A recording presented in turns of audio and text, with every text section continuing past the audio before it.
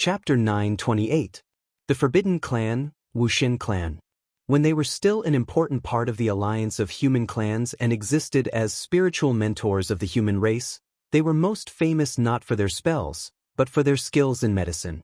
All kinds of spirit medicines could save lives, heal wounds, regrow limbs, detoxify and exorcise evil spirits, and kill countless enemies with a handful of medicines. There were medicines that saved people and medicines that harmed people. Among them, the most famous was the Wuxian clan's voodoo poison. It was traceless, soundless, colorless, and traceless.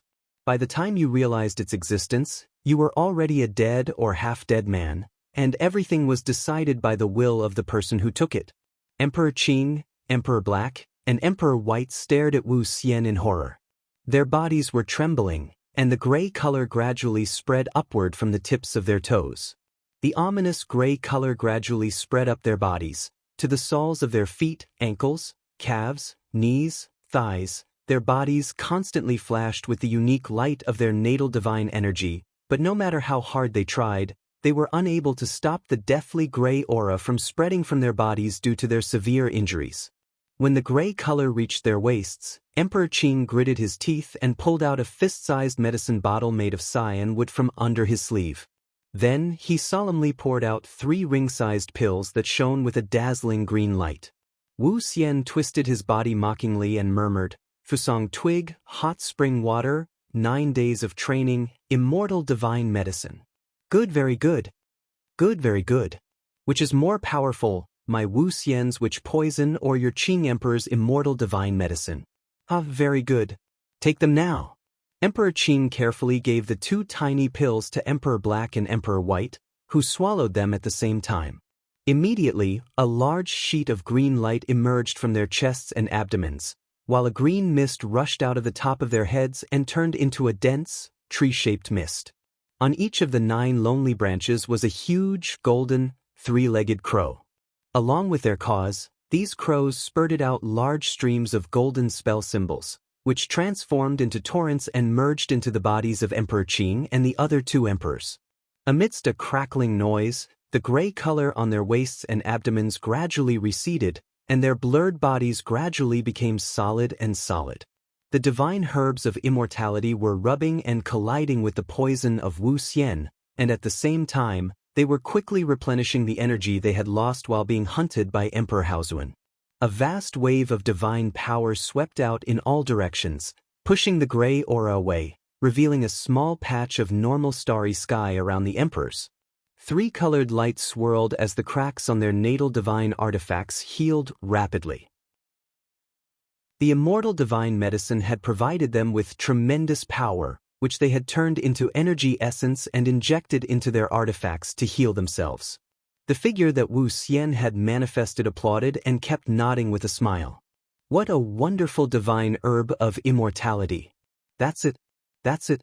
I'll restore you to your best condition so that I can devour you all. You must be in your best condition, so that the fruit will taste the most delicious." Wu Xian's voice was deep and hoarse, but it echoed for a long time. Wu Qi, hiding in a corner, felt a little uncomfortable and picked his ears. Now that the situation was treacherous, Wu Qi dared not to act rashly. Wu Xian had actually allowed the 3 emperors to consume the immortal divine medicine. Was he not looking for trouble for himself? The gray aura had been expelled to the 3 emperors' knees, and the divine power emanating from them was growing stronger and stronger, gradually exceeding the limit that Wu Qi could sense. It was clear that they were rapidly recovering all their divine power. Did this monster really have the confidence to devour 3 emperors in their best condition? Even someone as mighty as Du had to rely on Yuxiong Palace's formation and the advantage of numbers to trap the 3 emperors who had come to him, and only then could he barely injure them. Did Wu Xian think that he alone could match the power of the whole Yangzhou? Just as Wu Qi was cursing Wu Xian in his mind, he suddenly let out a strange, triumphant laugh. The Azure Supreme the Arch and the other 2 had already forced the layer of gray to their ankles. It looked like they were about to completely expel the gray qi. Just then, Wu Xian suddenly let out a strange, complacent laugh. While the 3 of them were startled, Wu Qi saw their faces suddenly turn gray, and the ominous gray was spreading from top to bottom at a speed 10 times faster than the gray that had spread from their toes. The bodies of the three god emperors trembled violently. They repeatedly urged their life-origin divine energies, but their divine powers seemed to have fused with the gray space. They seemed to have become one with the gray space outside.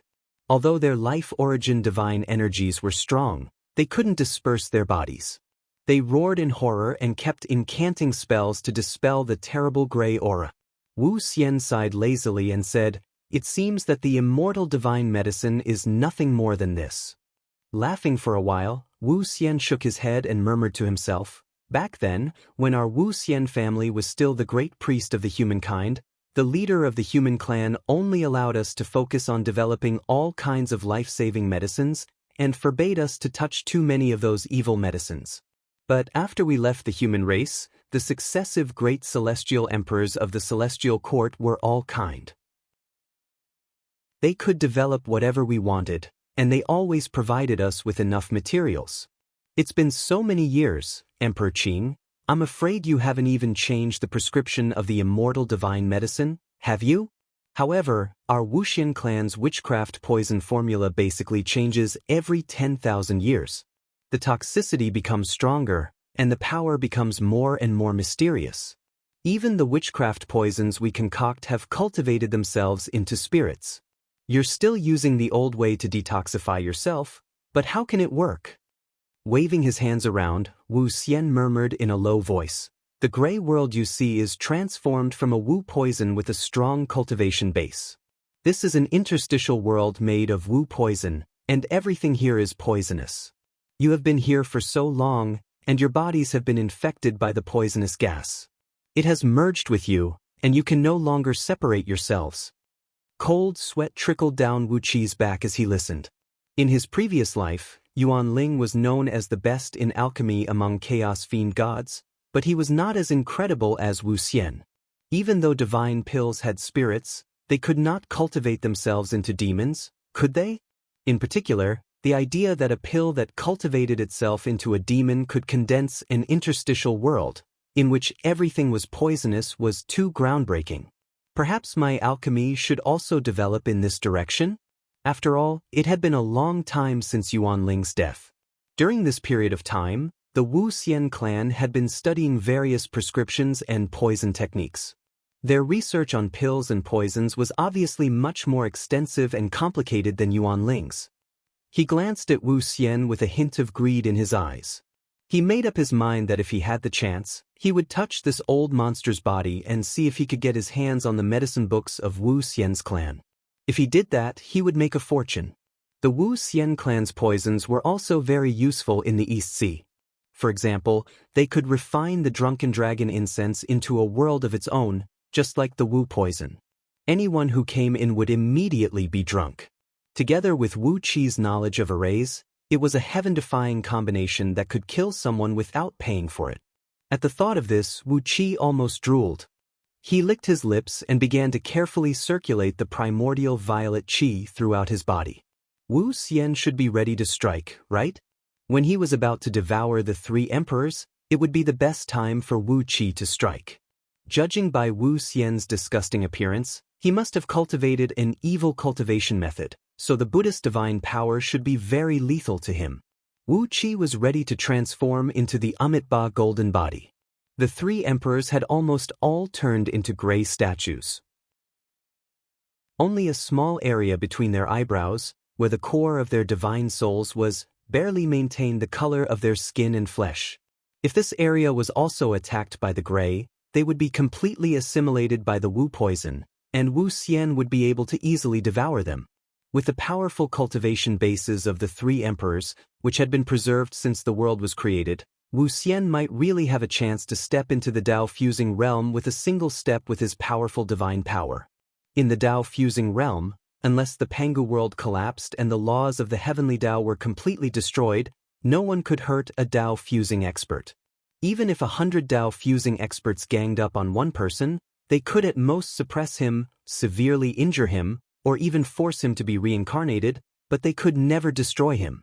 Wu Qi was also secretly calculating.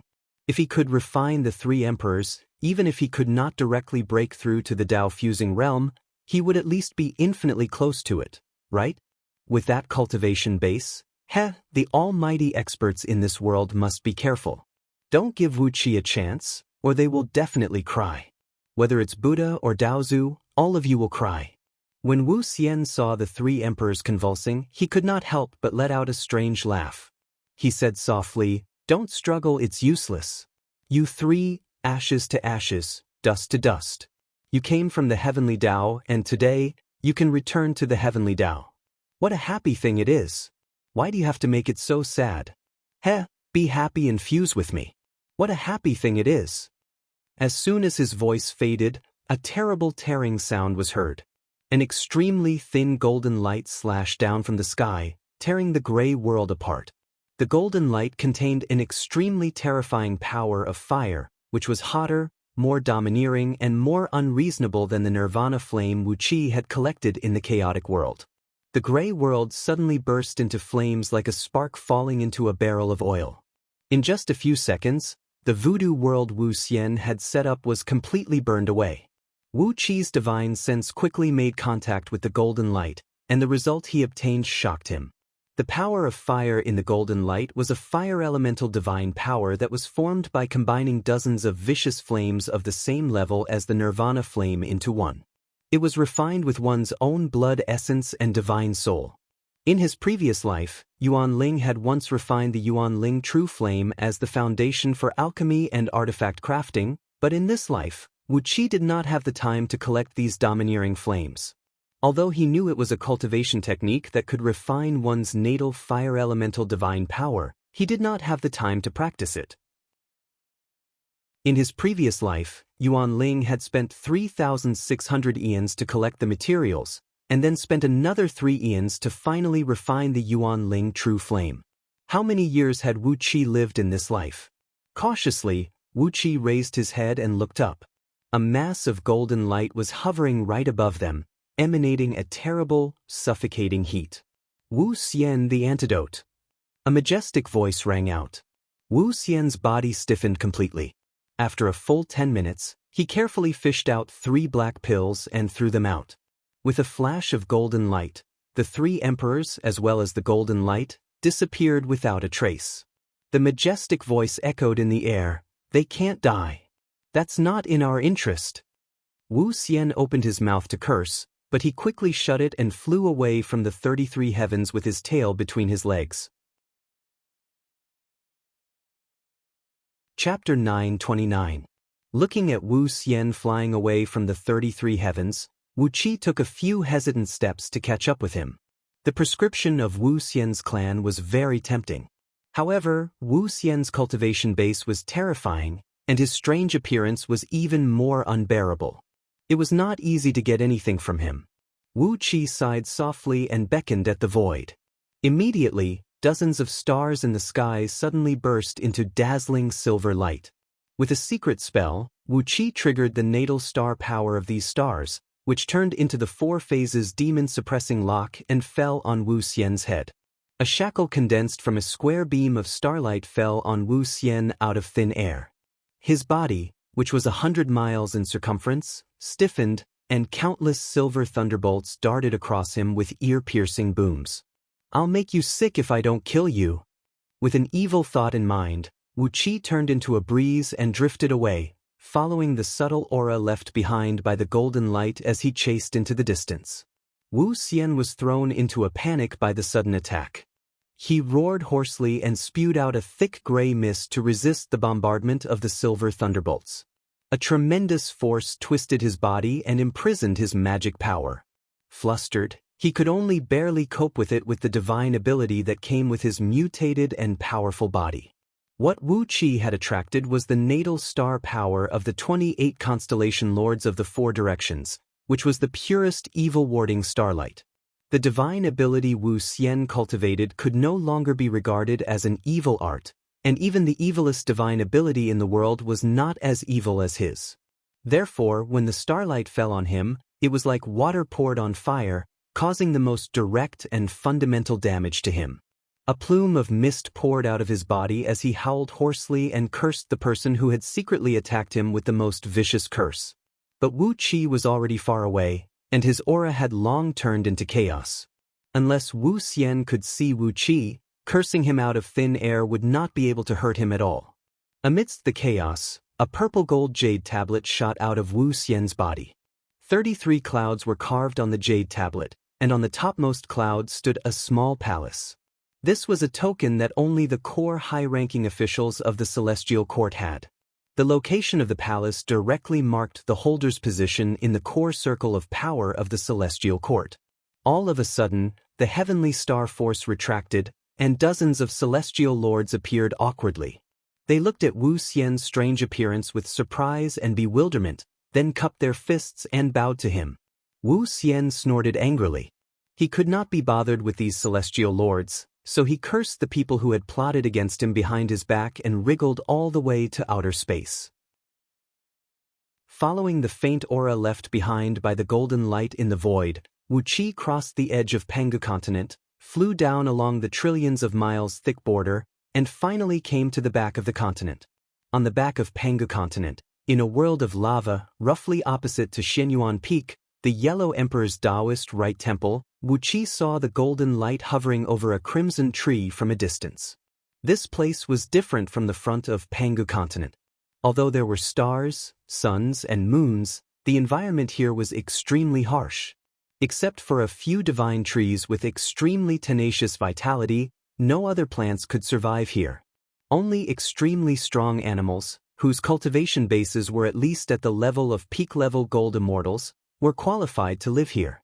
All living beings below that level would be turned into ashes in less than 2 breaths of time. When the sun came out, it was a sea of fire and lava, and when the moon came out, it was a land of ice and snow. Be it hot or cold, blade-like gusts of wind blew across everything, and the power of the wind blades was comparable to the attack of an upper-grade gold immortal artifact. When the gusts collided with each other, thunderbolts shot out in all directions, and each blow was as powerful as the full-force blow of an upper-grade gold immortal. If an ordinary person touched it, they would be smashed to pieces. It was a very short and harsh hell, but it was such a place that nurtured countless magical creatures that could not be found on the front of Pangu continent. For example, the crimson tree where the golden light stopped had a radius of tens of thousands of miles, and was millions of miles tall. This crimson tree only had 24 branches, and each branch had only 9 branches. Apart from that, it didn't even have a single leaf. The tree trunk was as smooth as a mirror, wrapped in a tens of meters thick layer of flame that looked like melted glass. A terrifyingly high temperature enveloped the land within a radius of hundreds of millions of miles, burning this place into an ocean of lava. It was a divine tree that was about to evolve into an interstitial world, and once it succeeded, it would have the cultivation base of a primordial expert. Judging by its current climate, it was just a tree without sentience, but its power had been accumulated to the limit. Once the quantitative change triggered a qualitative change, it would immediately develop sentience, take on a human form, and possess the divine abilities of the great Tao. With its mighty body, if it took on a human form, its overall strength might even reach the peak of the realm of Tao reasoning. Wu Qi could not help but blink his eyes at the fearsome divine tree. If he uprooted it before it developed sentience, with Wu Qi's means, he could at least craft it into a supreme-grade chaos spirit artifact, or perhaps a supreme artifact of primal grade. At least, none of the 6 supreme-grade chaos spirit artifacts Wu Qi had crafted in his previous life were as good as the divine tree in front of him. It was a pity that this divine tree had an owner. Someone was deliberately protecting it, laying down a layer of restrictive spells around it. It was like a city wall that firmly protected the divine tree. At the same time, it also limited the range of the divine tree's fire. Otherwise, with the power of the fire on the surface of the tree, the area of the lava sea around it could be increased by tens of thousands of times. Carefully slipping to the side of the restrictive spell, Wu Qi sent out a wisp of his divine sense and carefully traced it. What he saw shocked him. The restrictive spell was very simple, even the simplest of the 5 elements restrictive spells. Anyone who touched it would be burned by the fire, and there was nothing special about it. However, the cultivation base of the person who laid it was simply terrifying. There were 360,000 invisible restrictive runes around the tree, each of which contained the power equivalent to the cultivation base of Wu Qi, a 6th-grade Tao-breaking expert. On top of that, these runes were constantly emitting a domineering divine sense that said, "Get out of here if you don't want to die." The 6 simple words kept spreading out in all directions with the divine sense, covering almost 1/10 of the area on the back of Pangu continent. Such a domineering style, it's a bit like. Muttering to himself, Wu Qi's body transformed into a gust of wind, passed through the restrictive spell, and approached the tree cautiously. Such a terrible power and such domineering words were very much in line with someone Yuan Ling had known in his previous life. That man was also known for being rude and violent among the Chaos Fiend gods. Could it be that he was still alive after so many years? The outer restrictive spell was also in line with his style. This fellow hated exquisite control of magic power and all kinds of fantastic ideas. He was like the most primitive beast, accustomed to crushing his enemies with the most direct and domineering pure force. He was always straightforward and never varied. The outer restrictive spell was indeed his work. It was not that he did not want to lay out more advanced restrictive spells, but Wu Qi suspected that he had not made any progress for so many years. Perhaps, this was the simplest restrictive spell he knew. Great Horns is this guy? Among the Chaos Fiend gods, he was a famous fool whose brain was replaced by lava. In his previous life, Yuan Ling and Great Horns were friends, and the old man even owed Yuan Ling a favor. Once, he had a conflict with a few Chaos Fiend gods. He fought 10 Chaos Fiend gods alone, and in the end, he was beaten up and barely escaped with his life. When he was on the verge of death, it was Yuan Ling who saved him with spirit herbs. But Yuan Ling, who was just as stubborn as Great Horns, took advantage of the fact that he could not move and removed most of his scales, chopped off one of his horns, and brought it back to refine an artifact. Smacking his lips, Wu Qi found it a little troublesome. Did Great Horns owe me a favor or not? After so many years, when all the other Chaos Fiend gods had fallen, if Great Horns were still alive, he should have stepped into the Tao fusing realm by now, right? If that was the case, it would be a blessing in disguise. How could the wise old man Yuan Ling, who had fallen and reincarnated, have reached the Tao fusing realm? Carefully, he approached the tree, and when he was about tens of miles away from it, he dived into the magma. Although the escape art in the Scroll of Stealing was extremely mysterious, and now that he had comprehended the primal purple energy, it had made his escape art invisible and traceless, he was probably facing a supreme existence of the Tao fusing realm. But in front of him was probably a supreme existence of the Tao fusing realm. How could Wu Qi dare to be careless? On the tree, the ball of golden light had revealed its true form. It was a monster with a body as strong as a lion, a pair of golden wings on its back, and a head that looked like a dignified middle-aged man. He had a lion's face and a lion's body, a pair of wings on his back, a shield in his left hand and a sword in his right, and a ring of golden flame wreathed around his body. It should be the natal divine ability he had cultivated, a flame refined from dozens of divine flames of the Nirvana flame grade. Under the tree, on a flat ground surrounded by 2 thin roots, a handsome man, who was about 30 meters tall and wearing a red robe, was sitting straight on a large chair that was condensed from lava, which was still constantly flowing.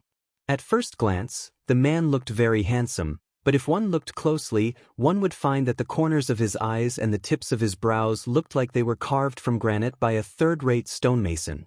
Although he looked handsome, they were coarse, as if he had not paid any attention to his appearance when he transformed into a human form.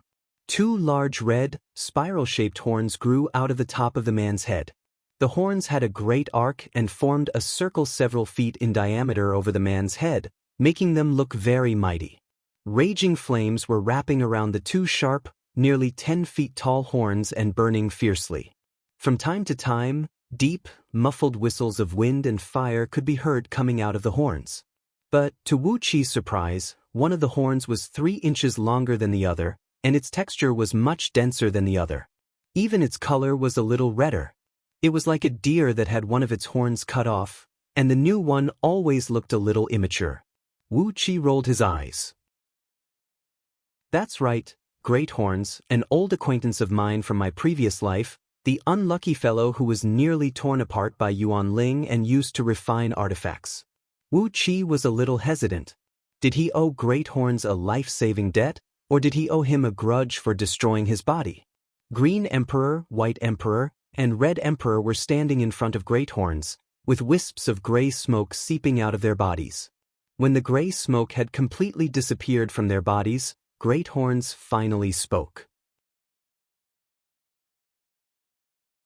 Chapter 930. Great Horns' voice was as dry as the memory of his previous life. It sounded like two masses of sand rubbing against each other, without the slightest change of emotion or the slightest rise and fall. When his voice reached their ears, it was as if a mass of dry sand had been shoved into their throats, making them feel suffocated. You can't die. These were the first words he said. Go back and teach your sons a lesson. These were his second words. You can go now. With these words, Great Horns sent away the 3 emperors of the god race. His words were clean and concise, without any superfluous wording. Green Emperor, White Emperor, and Black Emperor rolled their eyes. They stared blankly at Great Horns for a long while before Green Emperor said with a wry smile, Thank you for saving our lives, Senior. But we're seriously injured, and if we leave now, Great Horns gave Green Emperor a stiff look with his eyes and said dryly, Take medicine when you're seriously injured. You can concoct immortal divine pills yourself, so why don't you take them? Green Emperor's claws twitched when he heard that. Immortal divine pills were indeed top-notch life-saving and healing medicines, and could heal any injury no matter how serious it was. However, the immortal divine medicine was extremely difficult to refine. The Azure Supreme the Arch had spent countless years to gather the ingredients for 9 cauldrons of medicinal pills.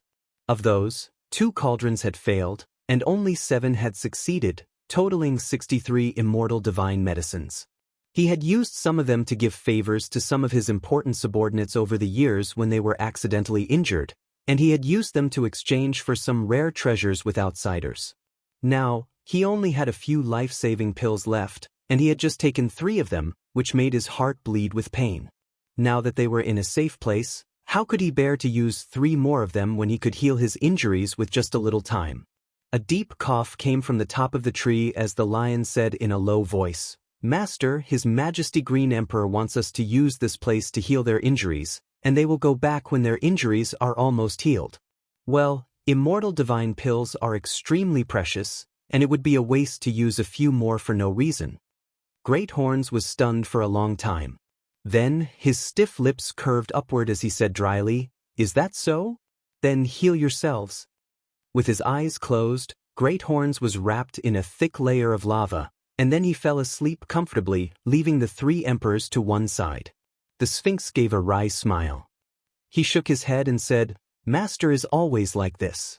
I didn't mean to offend your majesties. Your majesties, please do as you please. You may return once your injuries have healed. This time, the celestial court has schemed against the 3 majesties, which is very disadvantageous to us. The 3 celestial clans cannot become the vassals of the celestial court. This is our bottom line. When the 3 of you return, please teach a few princes a lesson. The green the Arch, the white the Arch, and the black the Arch looked at each other, then cupped their hands at the lion man at the same time, thanking him for saving their lives. The Sphinx's words were clear. They did not want to see the 3 celestial clans be taken over by the celestial court, and that was why he had arrived in time to drive Wu Xian away. But, did they refer to Great Horns and his disciple, or some other existences? This was a question that none of them dared to ask. Apart from Goddess Nuwa, who sat quietly in Empress Was Palace and paid no attention to the affairs of the world, the other 34 Tao-fusing experts, the 7 Buddhist patriarchs, the 9 Tao patriarchs, and the 18 saints, were the strongest experts in Pangu world today. They represented the supreme power of this world, and their will was almost the will of the heavenly Tao. Great Horns was one of the 18 saints, a formidable existence born in the chaos before the creation of heaven and earth. After the creation of heaven and earth, he survived the immeasurable calamity, and finally fused with the Tao during one of the apocalypses. He escaped unscathed from the calamity that destroyed everything, and attained the indestructible fruit of origin. In front of such a figure, even though his actions and words were too strange, how could Green Emperor and the other gods, who were born after the creation of heaven and earth, dare to say anything? Because of their origins, Green Emperor, White Emperor, and Black Emperor could never fuse with the Tao. They could at most possess the divine abilities of a Tao fusing expert, but they could never truly fuse with the Tao and reach the realm of indestructibility.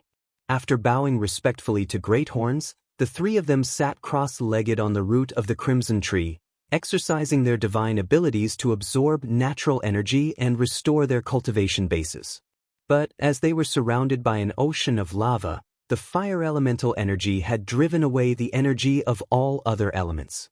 So, they could only cooperate with each other and use the divine ability of the 5 elements to convert the fire elemental energy into acquired energy that they could use to heal their injuries. But the efficiency was very slow. The Lion Man looked down at the three of them. With a wave of the sword in his hand, the root on which they were sitting slowly changed color, and the crimson flame disappeared. The root, which had plunged into the unknown depth of Pangu continent, had absorbed a great amount of first wood, 7th metal, and water energy and sent them into the bodies of the 3 emperors. Green Emperor opened his eyes gratefully and nodded at the Lion Man, then closed his eyes again and immersed himself in healing his injuries. The energy of 3 elements absorbed by the Crimson Divine Tree gathered around them and formed a small spiritual realm that was denser than the one in the underground spirit cave in Yuxiong Plain. The 3 emperors possessed powerful cultivation bases, and their bodies devoured the surrounding energy like a black hole. 10,000 parts of energy were refined and transformed into 1 part of their divine power, and 1,000,000 parts of energy were transformed into a wisp of natal divine energy. With that, their severely wounded bodies began to gradually recover. Because of the existence of Great Horns and the Lion Man, the 3 emperors did not have to worry about being hurt by external enemies. So, they shut off their senses and focused all their attention on healing their injuries. They were unaware of what was happening in the outside world, and could only rely on their instinct to absorb energy to heal themselves. In this way, their healing speed was at least 10,000 times faster than before, and it would only take them a few days at most to fully recover. As the fairies condensed from the heavenly Tao, the 3 emperors were indeed blessed with miraculous healing abilities.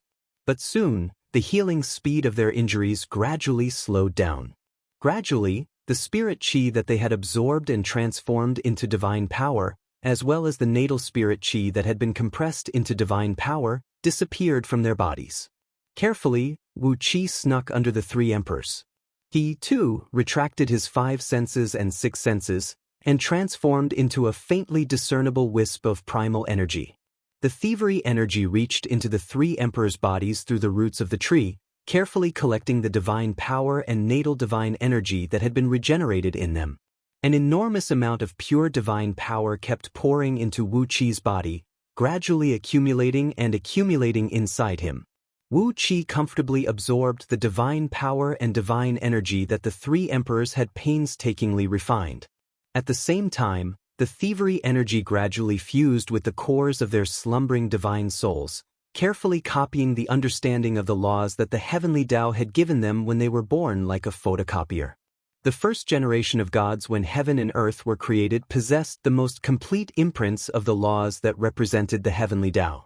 Even if the immortals of later generations who cultivated wood, water, or metal element cultivation techniques had reached the realm of Tao breaking, they could not be compared with the imprints of the laws that the 3 emperors possessed. There were even Tao-breaking immortals who paid a heavy price to ask the 3 emperors questions, just to get a word or two about the true secrets of the heavenly Tao from them. But now, without spending any effort, Wu Qi had obtained everything they knew from the 3 emperors. As the vast laws of the heavenly Tao were slowly absorbed by Wu Qi, he also stole the experiences and insights of the 3 emperors over the years, their joys and sorrows, their gratitude and hatred, and even how many secret treasure vaults they had, and how many concubines they had apart from their wives. All this top-secret information was stolen by Wu Qi one by one. It made sense that Mouse Bai, who had inherited Wu Qi's scroll of stealing, was hunted down by all the almighty experts in the universe in his previous life. No one wanted their most private things to be stolen at will. Only the inheritor of the scroll of stealing, who had obtained the first thread of thievery energy in the universe, could have such a freakish divine ability that everyone was afraid of. There was too much information in the divine soul cores of the three emperors. Wu Qi roughly estimated that it would take him a few days to turn all their memories into his own. With a satisfied smile on his face, Wu Qi calmed down and began to absorb the memories of the three emperors, as well as their newly refined divine energy and divine energy. At the same time, he carefully sent a thread of thievery energy into the divine tree, slowly extracting its natal energy essence and fusing it with himself. The natal energy essence contained in the divine tree was so enormous that it almost made Wu Qi shed tears of excitement and surprise. The divine tree had not developed any sentience yet. Like a butterfly in a cocoon, it was waiting for the day when it would break out of the cocoon through quantitative change. Wu Qi could absorb its natal energy essence to his heart's content without worrying about being discovered. As long as he controlled the speed of absorption and did not let the divine tree's aura change too quickly, he would be able to do it. His magic power grew thicker bit by bit, and the heaven-refining grand magic was quietly activated. The absorbed energy essence, divine energy, and divine energy were all refined into one by the magic. Just as he was happily plundering the divine tree, a bolt of lightning hundreds of millions of miles in circumference came whistling down from the void. Amidst the terrible rumble of thunder, the 360,000 restrictive spells Greathorns had deployed around the divine tree loosened with a deafening rumble, and countless cracks of various sizes appeared on all the runes and runes on them. The thunderbolt had nearly destroyed the restrictive spells laid out by Greathorns, and had even awakened him from his slumber. "Are you courting death?" Greathorns' words were always so straightforward. Eyes wide, he slowly rose to his feet and stared at an old man in a Taoist robe hovering in midair, issuing a death threat. Surrounded by a hazy purple cloud, the old Taoist priest sat cross-legged on a green cattail hassock. His body was as smooth as a bronze bell. He squinted his long and narrow eyes, and his long silver eyebrows, which were about 3 feet long, were moving without any wind, leaving a series of mysterious trajectories around him. Looking down condescendingly at Greathorns, the old Taoist cried out in a deep voice, "Greathorns, why did your disciple ruin the celestial court's plan?" Greathorns' eyes went wide as he cried out, "What's wrong with it? It's none of your business."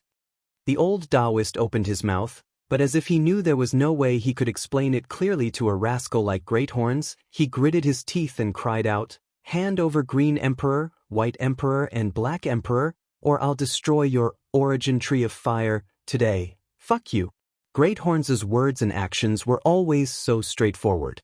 He soared into the sky, pulled out a spear shrouded in purple flame out of nowhere, and thrust it at the old Taoist's lower abdomen. His speed was clearly beyond the Taoist's reaction, and the spear went hard into his abdomen. The old Taoist grunted, then pulled out a dragon tiger Rui scepter and smashed it down with it. A loud clang rang out and dented Greathorns' head. Greathorns fell to the ground, and the old Taoist soared into the sky. Both of them were panting, staring at each other without saying a word for a long time. Chapter 931. The old Taoist, who had a hole in his lower abdomen, and Greathorns, who had a large dent in his forehead, stared at each other. After a quarter of an hour, both of them shook their bodies at the same time. A strange fragrance spread out, and their injuries were healed at the same time. Not only that, but their energy essence was completely replenished, making them look exactly the same as before they were injured. After glaring at each other for a while, Greathorns shook the spear in his hand and said dryly, "Get out of here and don't bother me." The old Taoist pondered for a moment, then lowered his voice and said softly, "Greathorns, why don't you let Green Emperor, White Emperor, and Black Emperor cultivate here? As long as they don't leave this origin tree of fire, I won't pursue what happened today." Great Horns rolled his eyes, then thrust the spear at the Taoist again. This spear strike was completely different from the previous one. This time, when the spear pierced out, the surrounding void suddenly turned dark red, and the temperature in the void skyrocketed. The twisting heat waves melted the void into a swaying shadow, and the long-browed Taoist was trapped in that small shadow. With a gentle thrust of the spear, the illusory figure was broken. Then a loud pop was heard, and that part of the void was completely annihilated. Only the long-browed Taoist priest, who was sitting on the cattail hassock, had an ugly expression on his face. He was hovering in the middle of a seemingly small, but in fact, extremely large and empty void. Rings of green light spread out from his body, and wherever they passed, the space, time, air, heat flow, and other things that had disappeared were restored. In the blink of an eye, everything was restored to its original state. Great Horns, do you have to make things difficult for us? The Taoist snapped. Great Horns spat a thick phlegm on the ground. It was a clump of purple-black magma, and as soon as the raging flame touched the ocean of magma, it burned the magma within a few miles into a wisp of green smoke that drifted away in the air. It showed how terrifyingly hot his phlegm was. Holding the spear in his hand, he said dryly, "Of course, you are the one who came to me."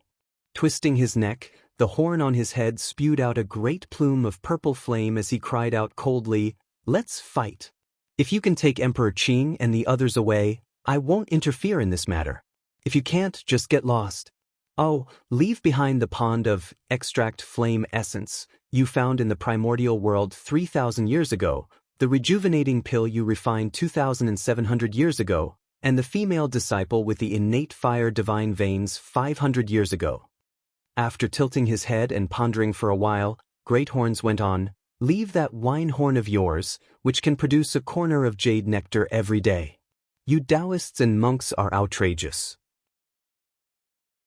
You have set so many rules for your disciples and disciples, but what's the point of eating meat and drinking wine in your cave abodes? Lao Tzu can't live without wine. It's only right that you give me this wine horn." The long-browed Taoist gritted his teeth and said angrily, "Big Horns, are you a robber?" Great Horns arched his brows and said carelessly, "Which robber is better than me? TSK, since you want to take Emperor Qing and the others from me, I'll take the treasure I want from you. You're not the only one who can rob me, are you?" The old Taoist's face turned blue with anger. Grinning coldly, he waved the golden scepter, sending out two beams of light, one dragon and one tiger, toward Great Horns. "Very well," he said through clenched teeth. "I'd like to see how much you have improved after so many years." Carefully, Wu Qi poked out a wisp of divine sense mixed with the boundless flame from the ground, peeking at the fight between the two supreme existences of Tao fusing realm. In his previous life, Wu Qi was only one step away from the realm of Tao fusing, and he had almost touched the edge of that realm. It was a pity that he was killed by two people at the same time. In this life, he must fuse himself with the Tao and see what it was like. The beams of light of the dragon and the tiger flew toward Great Horns, but he was too lazy to pay any attention to them. Grabbing the spear, he roared and thrust it toward the Taoist's forehead. A loud boom rang out as the beams of light slammed into Great Horns' body, leaving two huge holes in it. But the spear had also reached the Taoist's forehead. An exotic fragrance wafted through the air, and Great Horns' broken body recovered as if he had never been injured. The Taoist snorted coldly and pointed the jade scepter in his hand forward. All of a sudden, a dazzling ball of flame burst out of Great Horns' spear, and the sharp spear turned into a tree branch, its crimson tip erupting with a great deal of flame. With just a point, the old Taoist had restored Great Horns' spear to its original form, a branch cut off from the origin tree of fire. Laughing, Great Horns grabbed the branch, which suddenly exploded and turned into dozens of spear shadows identical to the spear just now, shooting across the sky and drawing out a dense net of fire in the air. The silhouettes of a dragon and a tiger rushed down toward him again, but the fiery net rolled inward and trapped them. Then, a stream of purple flame sprayed out of Great Horns' mouth, burning the silhouettes into a sheet of golden light and dispersing them. The dragon and tiger Rui held in priest long eyebrows hands suddenly turned into countless golden, sparkling, rare materials, and over 10 spirit beads that had been releasing the chaos power rose into the sky, seeming to transform into dazzling beams of light and fly away. The old Taoist snorted coldly. With a flick of his left sleeve, all the broken materials were rolled up into his sleeve. Then he made a grabbing gesture with his right hand, and 3 large hands shrouded in purple mist quickly grabbed toward Green Emperor, White Emperor, and Black Emperor. A plume of green mist rushed out from the top of the Taoist's head, and 3 Taoists with long eyebrows and white beards, who looked exactly like him, flew out, laughing. Don't panic, fellow Taoist. My senior and junior brothers will help you capture this fiend. The 3 old Taoists, one holding a carrying pole, one a fishing drum, and one a pair of swords, were laughing as they struck down at great horns. The void was turned into chaos when the carrying pole struck.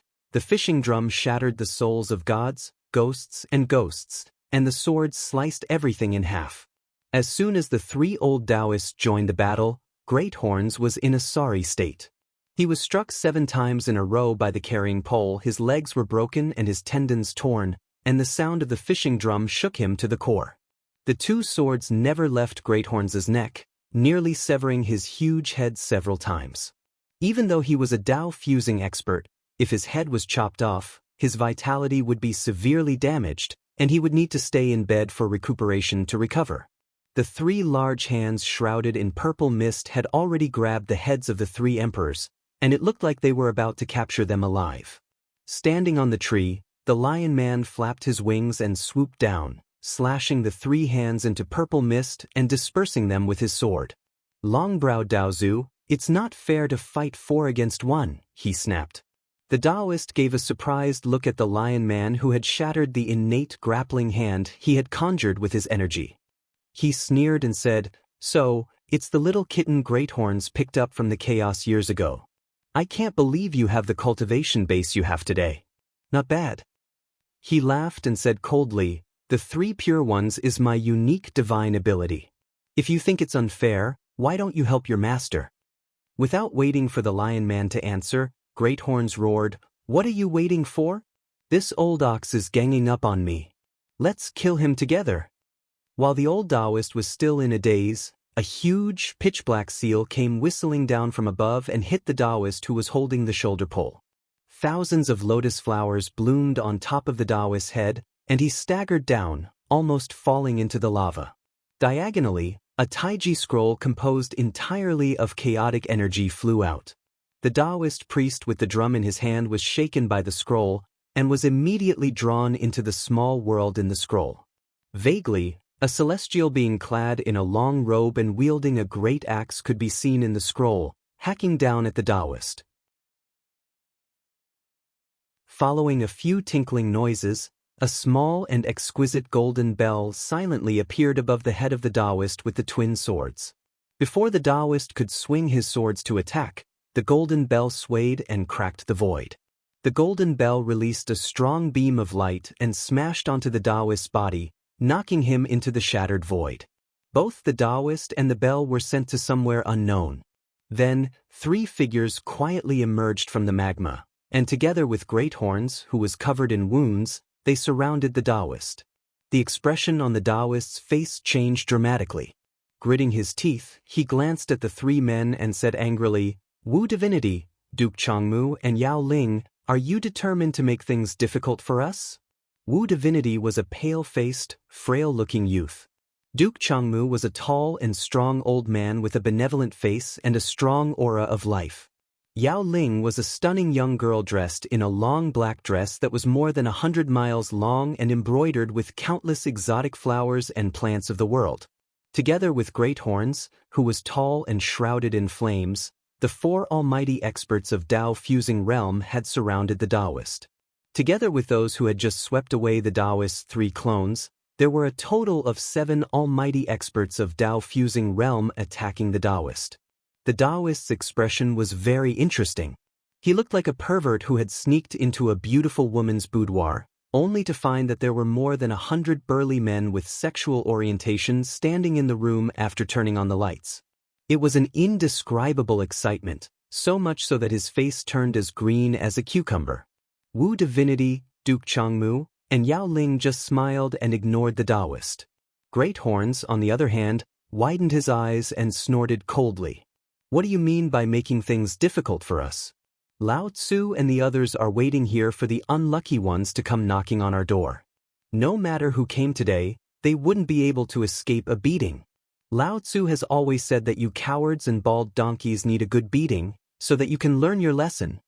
Laughing strangely, Great Horn said triumphantly, 7 bald donkeys are blocking the gate of the Wahuang clan.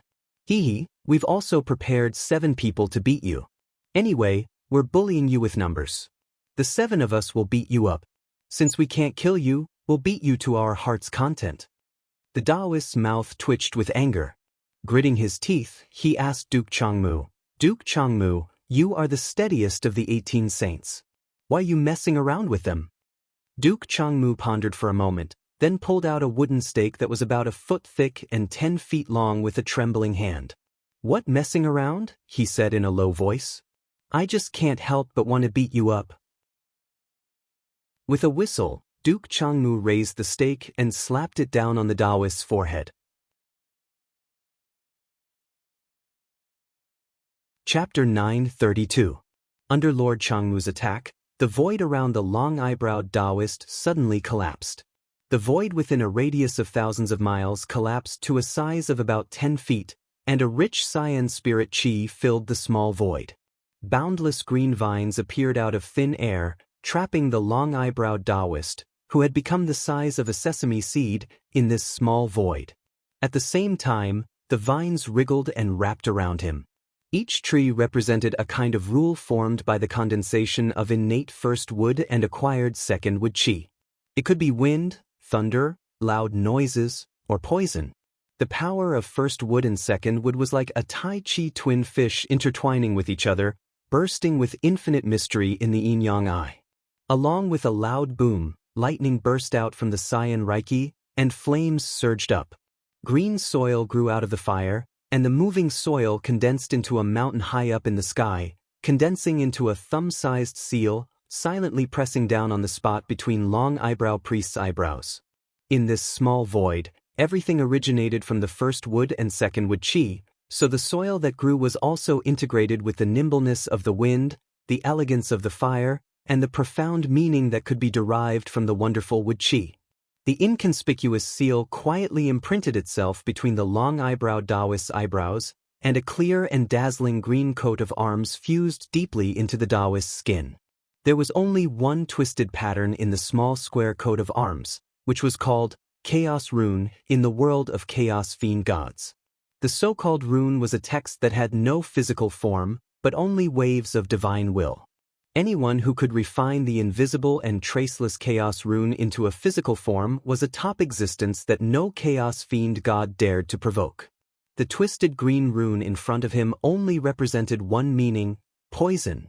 Lord Changmu was a primordial chaos immortal of the Tao fusion realm who controlled the wood spirit qi, but the essence of his power was poison, which no one could resist.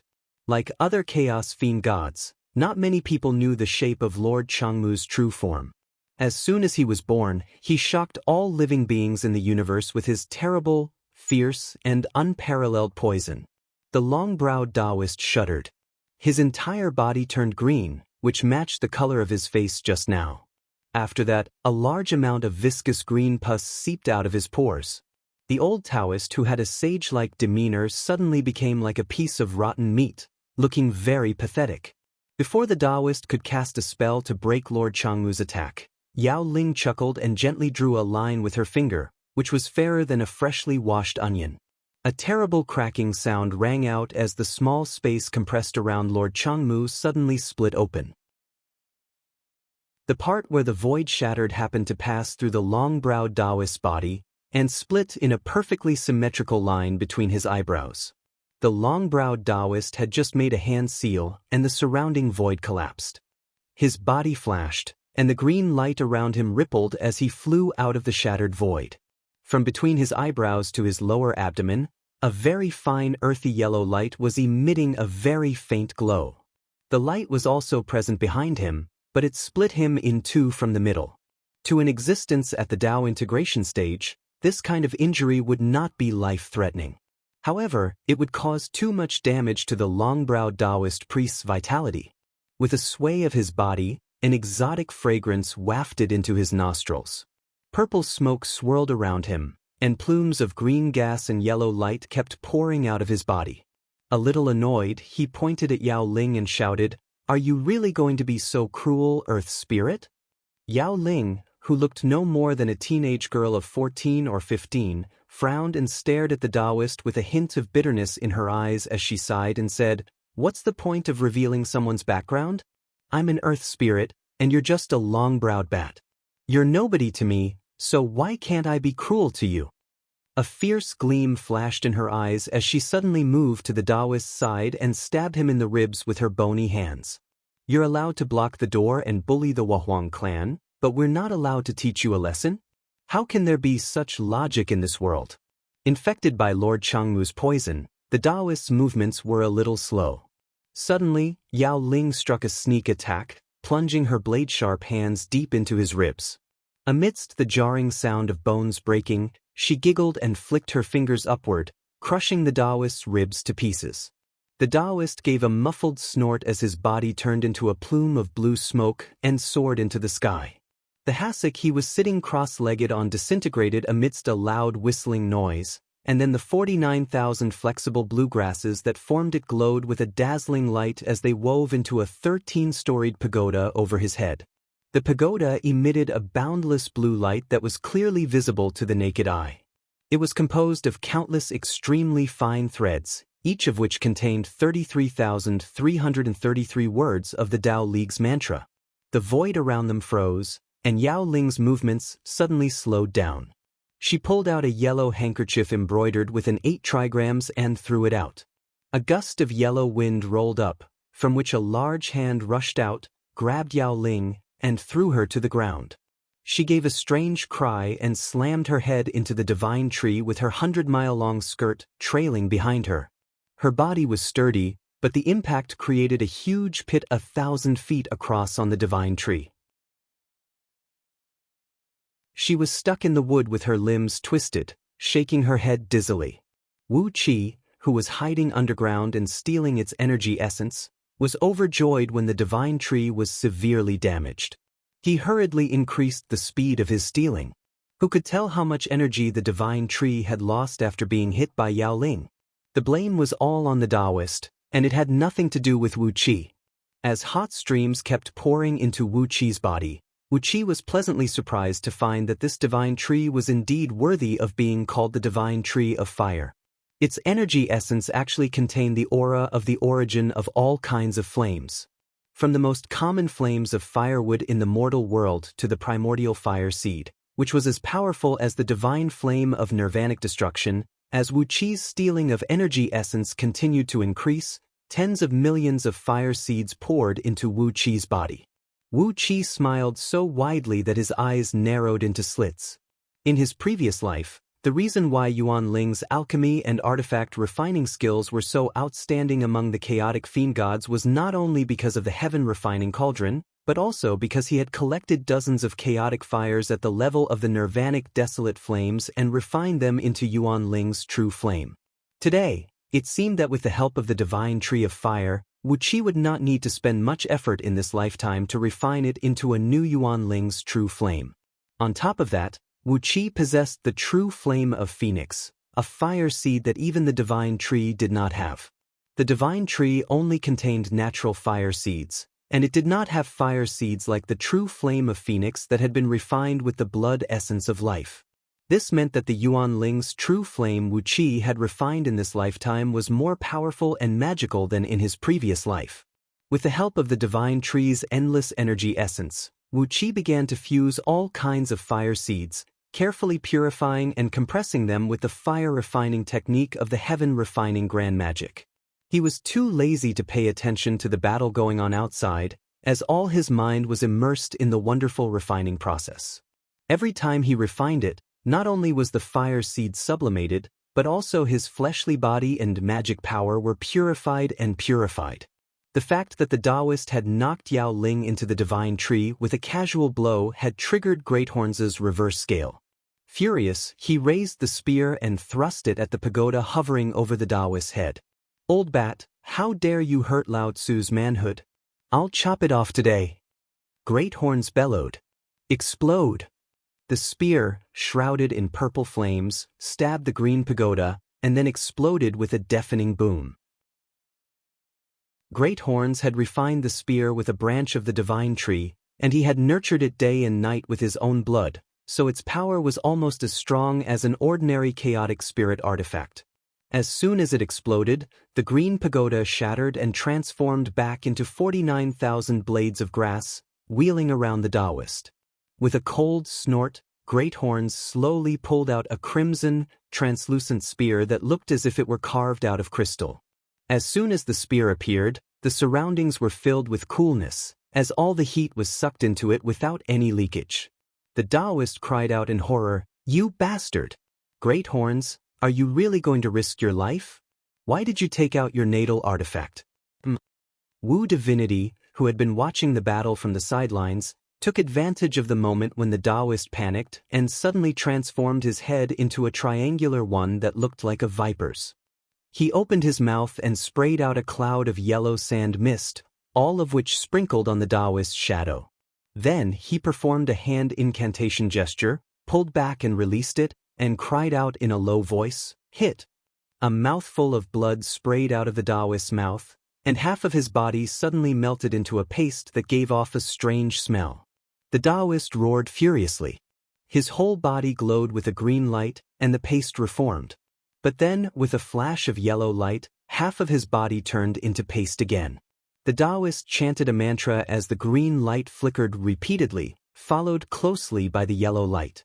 After flashing 36 times in a row, the yellow light exploded into a shower of light and drifted away, and the Taoist's body finally returned to normal, without a trace of injury. The gloomy Taoist did not waste any time. Gritting his teeth, he made a grabbing motion in the air. In the blink of an eye, a bronze swordbreaker with 36 segments, each of which was attached with 4 spirit runes, fell into his hand, gleaming with a dim divine light. Brandishing the 4 feet 9 inch long bronze swordbreaker, the Taoist gritted his teeth and sneered at Greathorns, who was about to stab him with the spear in his hand. "If you really want to risk your life, don't blame me for being merciless." Yao Ling staggered out of the hole, straightened her ridiculously long dress, and flew up into the air with clenched teeth. She chirped, "Wu Qing? Who's afraid of who? Old bat, who's afraid of who? Since we can't kill each other, let's just play. Cut the crap and come at me together. If I don't turn this old bat into 18,000 different things today, I'll change my name and never see anyone again." She simply took off her long skirt and revealed a short dress, then squealed and was about to pounce on the Taoist. But before she could do anything, 3 figures suddenly appeared beside the Taoist. They were 3 old men dressed in the same Taoist robes. Yao Ling was stunned, and she quickly took a few steps back. Greathorns, Lord Changmu, Wu Divinity, and Yao Ling stood in a straight line, staring at each other speechlessly for a long time. After a quarter of an hour, the 4 old Taoists snorted coldly at the same time, and then the Taoist said indifferently, "Well, those 3 rascals are lucky." A white gust of wind blew over, and the 4 Taoists disappeared without a trace. Chapter 933. He spat another mouthful of purple-red phlegm on the ground, vaporizing another chunk of lava. Putting away his natal artifact, Greathorns gritted his teeth as he stared in the direction where the gust of wind had disappeared and muttered, "It's always like this. When they have the upper hand, they keep pestering us, and when they are at a disadvantage, they turn and run. Why is it always like this?" Yao Ling was busy putting on her ridiculously long dress. She carefully smoothed out every crease on it, and the gentle fluctuation of magic power made the dress sway gently like flowing water. The countless flowers embroidered on the 100-mile-long dress seemed to come to life, swaying with the sway of the dress and giving off a floral fragrance. Hearing Greathorns' complaint, Yao Ling rolled her eyes and said with a cold snort, "Haven't you gotten used to it after so many years? They have formed two gangs and colluded with each other, doing all kinds of dirty things every day. It's not the first time they have done this. What else do you have to say? Great Horns snorted coldly. With a gloomy face, he looked at the origin tree of fire, which had been knocked into a large pit, his face twitching with heartache. He clenched his fists tightly and muttered in a low voice. His eyes flashed with an ominous glint, as if he was calculating when he would break into the other's door and destroy some of the valuables in the other's house. The Lion Man flapped his wings and flew up, looking a little embarrassed. He shook his head helplessly and said, "Master, I'm useless." Great Horns waved his hand and said dryly, "It's none of your business. Just find a chance to kill a few little cow noses next time." The Lion Man nodded honestly and said seriously, "I'll go to Pangu continent tomorrow, and if I see anyone wearing Taoist robes, I'll kill him in secret. I'll come back after I've killed tens of thousands of them." Yao Ling, who was eager to see the world plunged into chaos, cheered him on from the side. "Remember to kill those with high cultivation bases, and they must be at least gold immortals. Aren't you shaming your master by killing those lesser heaven immortals and cultivators?" Light and shadow flickered in the void, and an old man in a black robe, a muscular man with his upper body exposed, and a beautiful woman riding on a 100-legged beetle appeared at the same time. The strong man said in a low, muffled voice, "The cultivation of the long-browed old man's divinity doppelganger is really powerful. I beat him for a long time, but I couldn't kill him. I broke one of his arms and let him escape." The black-robed old man flew up and landed on a branch of the origin tree of fire. He squatted on the branch like a big bird and sighed, then took out a black seal and said with a frown, "I used 108 seals in a row to smash the head of the clone I was dealing with, but he still managed to escape. Next time, I have to think of a way to suppress and seal him even if I can't kill him." Everyone looked at the beautiful woman riding on the back of the centipede beetle. Clad in a pale green robe and with a hint of evil in her eyes, the beautiful woman said in a cold voice, "Why are you looking at me? The clone that I dealt with was stabbed 3 times by me with my natal divine power, and the poison was hidden in his body. When he returned to his original body, the poison would burst out. Old Man Long Eyebrows would need at least half a month to expel the poison." Great Horns and the others clapped and laughed when they heard what the woman said, especially Yao Ling, who laughed so hard that she almost plunged into the sea of lava. The 7 Tao fusing experts still maintained the wild and unbridled style of chaos fiend gods. They dared to do and bear responsibility for their actions, loved and hated, distinguished between gratitude and grudges, and could not tolerate even a grain of sand in their eyes. They did not pay much attention to dignity, and when they wanted to laugh, they would just laugh out loud. A faint whistle of wind came from afar, and then a breeze blew 11 tiny shadows toward them. As they came to the side of the crowd, a deep voice rang out, "Why are you laughing so happily? Are you really going to kill that long-browed old man? That would be one less scourge." Wu Divinity heaved a deep sigh and shook his head. "How can we possibly kill him? Lord Wuling said it just now. We have to find a way to suppress a few of them, or destroy their avatars and force them to reincarnate and recultivate. Otherwise, things will be bad for us." As the wind blew, the 7 of them, together with the 11 twisting shadows, formed a circle about 10,000 feet in diameter. Great Horns raised his hand, and 18 streams of golden liquid sprayed out of the sea of lava, which transformed into 18 golden thrones of different shapes under the crowd. Everyone, including the shadows, sat on the thrones and stared blankly at a spot in the middle of the circle. 18 of the 35 strongest experts of Pangu world, the 7 Buddhist patriarchs, the 9 Tao patriarchs, and the 18 saints, had gathered here. Although 11 of them had only manifested as avatars, this was the first time the 18 of them had gathered together in such a formal manner since the creation of the world. Unlike the 7 Buddhist patriarchs and the 9 Tao patriarchs, who had founded their sects to recruit disciples and expand their power, these 18 still maintained the primitive style of chaos fiend gods. Apart from a few who were on good terms with them and occasionally visited them, the others spent most of their time cultivating in seclusion in their own lairs, having their own fun, and never showing up in public. Since they fused with the Tao, even the apocalypse of heaven and earth could do nothing to them, and several of them had gone through dozens of apocalypses without showing up. Legends about them were circulating all over the universe, but they were just like legends. Some people knew their names, but few had seen their true selves. Hiding under the ground, Wu Qi was so scared that he dared not to breathe too loudly. It would not be a big deal if there were only 1 or 2 Dao fusing experts, but there were 18 of them, half of all the Dao fusing experts in Pangu world. With Wu Qi's current cultivation base, if they found him, he would have to go through the transmigration again, just like in his previous life. And this time, Wu Qi was stealing the energy essence of the origin tree of fire.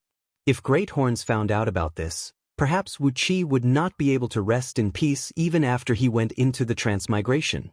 Given his temper, he would definitely chase Wu Qi into the transmigration and kill him. Carefully fusing all his aura with the origin tree of fire, an enormous amount of essence energy kept rushing into Wu Qi's body and being refined into the Yuan Ling true flame by him with the heaven refining grand magic. At the same time, he carefully extracted the divine power and divine energy of the 3 emperors, constantly strengthening his magic power and cultivation base. This time, Wu Qi dared not to extract all the newly born divine power and divine energy from the 3 emperors. After all, there were 18 Dao fusing experts here. If any of them were a little curious and glanced at the 3 emperors and found that they were working hard to heal their injuries, but to no avail, even a pig would know that something was wrong, and Wu Qi would be dragged out of the cave. Therefore, Wu Qi slowed down the absorption of divine power and divine energy, reserving half of it for the 3 emperors. The complexions of the 3 people gradually became better, and their rapid breathing gradually became longer and longer. But Wu Qi slowed down the process of stealing their divine power and turned his attention to the energy of wood, water, and metal being extracted by the origin tree of fire. In any case, there was no such thing as too much energy. Halfway through, Wu Qi robbed another 50% of the energy extracted by the origin tree of fire. With the wonders of the escape technique in Scroll of Stealing, Wu Qi's little trick was not discovered by the 18 Dao fusing experts. Perhaps, no one believed that someone would dare to play tricks in front of 18 Dao fusing experts. Even those Buddhist patriarchs and Daozu did not dare to play tricks like this. So, Great Horns and the others just sat there in a daze, and none of them thought to take a closer look at their surroundings. This was Great Horns' lair, a place that was absolutely safe unless attacked by an outsider. Was there a need to be so cautious? Only the Lion Man squatted on the origin tree of fire, occasionally glancing around with wide eyes, ignoring the situation right below him. The silence went on for 3 days and 3 nights. Finally, Great Horns could not help but ask dryly, "Everyone talk. What are you holding back?" The silence was broken as a light figure said in a deep voice, "The news we've received from all over the place lately is not good. There is no doubt that Taoist League and Buddhist League are going to join forces to suppress the human race. This time, they have even blocked the gate of Empress Was Palace. Obviously, they do not want to give the Wahuang clan a chance to intervene. They are going to take complete control of the human race." Wu Divinity said darkly, "If the human race is completely controlled by them like those mortals in the mortal world and the universe, and if Pangu continent falls into their control, then with the power that Taoist League and Buddhist League have accumulated over the years, the overall strength of their sects will increase by 100 times in less than 1 eons. Among the disciples of Daozu and Buddhist patriarchs, there are many Tao-breaking experts." Wu Divinity smacked his lips and did not finish his words. Sitting cross-legged on the throne, Yao Ling sighed with a sad face and said, "If a few of their disciples and grand-disciples have fused with the Tao, we will be in deep trouble. We are not as united as them, and we can barely fight them because we have 1 more disciple. But if a few of their disciples and grand-disciples have fused with the Tao, we will be chased and beaten by them every day." Lord Changmu said in a deep voice, "We don't need many.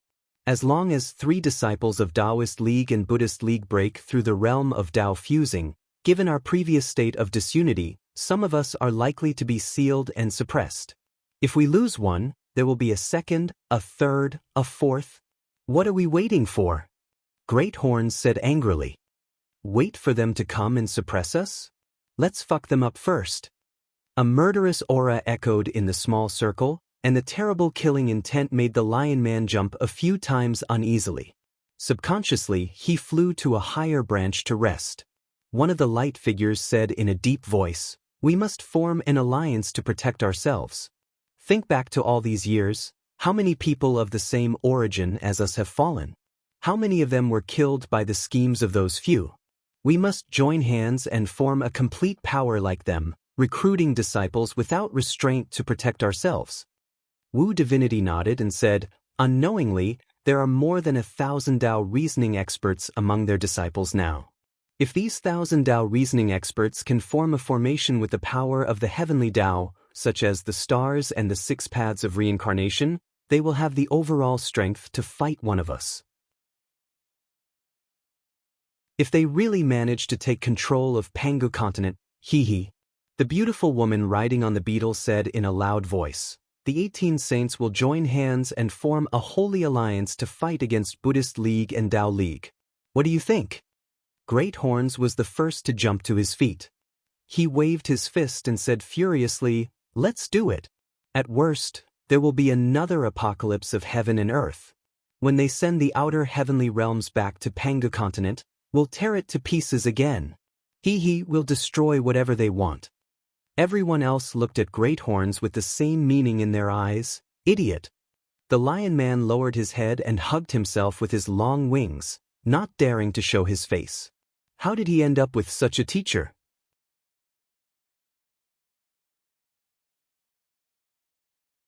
Chapter 934. The origin tree of fire's energy essence poured into Wu Qi's body along with countless ordinary flames, true flames, heavenly flames, divine flames, and desolate flames. He discarded the ordinary flames that were not powerful enough and casually fused them into the primal purple energy. As for the powerful divine flames, desolate flames, and heavenly flames with unique divine abilities, he carefully collected them one by one, leaving only a handful of each in the heaven refining cauldron. In his previous life, Yuan Ling had spent countless years collecting all kinds of fire seeds, and it had taken him 3 eons to temper them into one, eventually turning them into the mighty and mysterious Yuan Ling true flame. But today, as long as Wu Qi had collected enough fire seeds, he would not need to spend so much time and effort.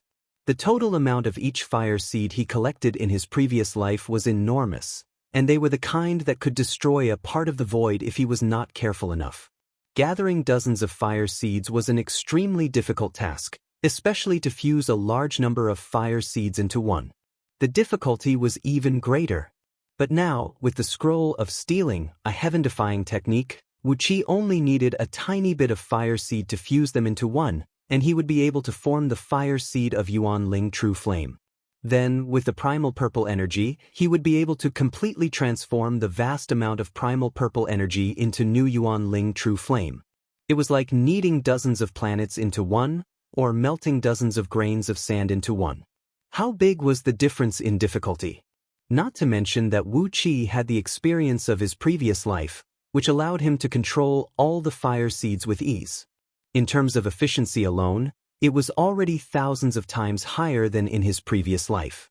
Especially when Wu Qi was crafting the Yuan Ling true flame in his previous life, he did not have the help of the heaven refining cauldron. But now, he had retrieved the heaven refining cauldron, which he had luckily obtained in his previous life. Tiny fire sparks, as tiny as needles, swayed and drifted in the cauldron. There were all kinds of flames, some cold, some hot, some lukewarm, and some both hot and cold.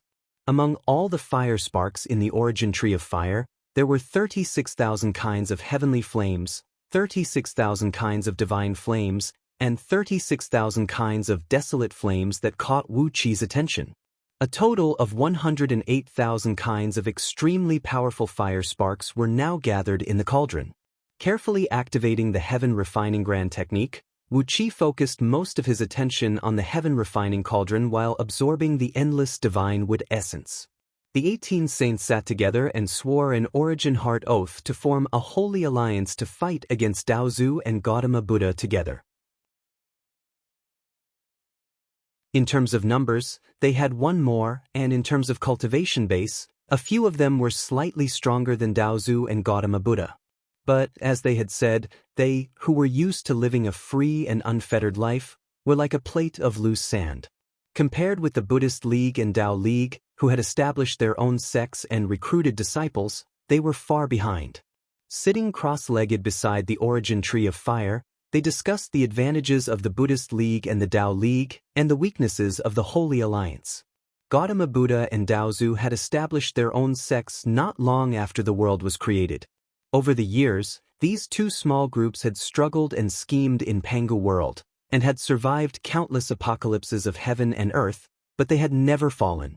All the former chaos fiend gods had fallen.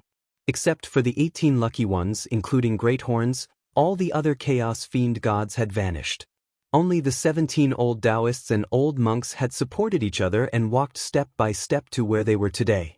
Great horns and the others clearly remembered that in the first 18 apocalypses of Pangu world, only one of them, Gautama Buddha and Daozu, had fused with the Tao.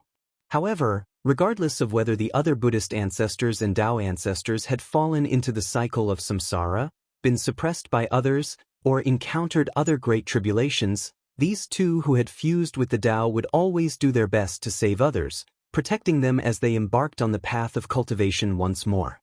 Through the apocalypses, they had always supported each other and forged a very deep bond and tacit understanding.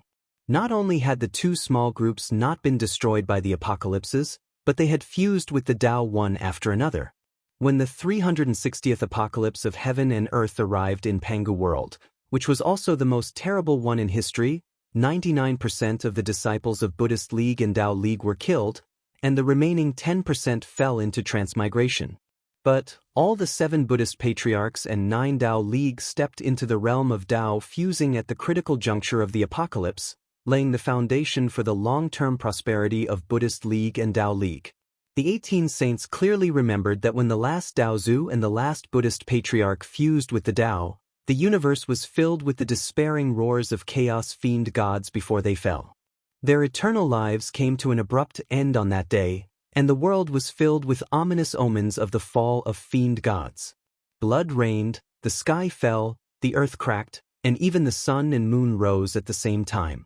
Only Mount Gridrakuta and heaven beyond heaven were shrouded in auspicious clouds and blooming heavenly flowers. Countless ominous tribulations were rushing toward the two Buddhas and Daozu, who were sitting cross-legged on lotus thrones and fusing with the Tao.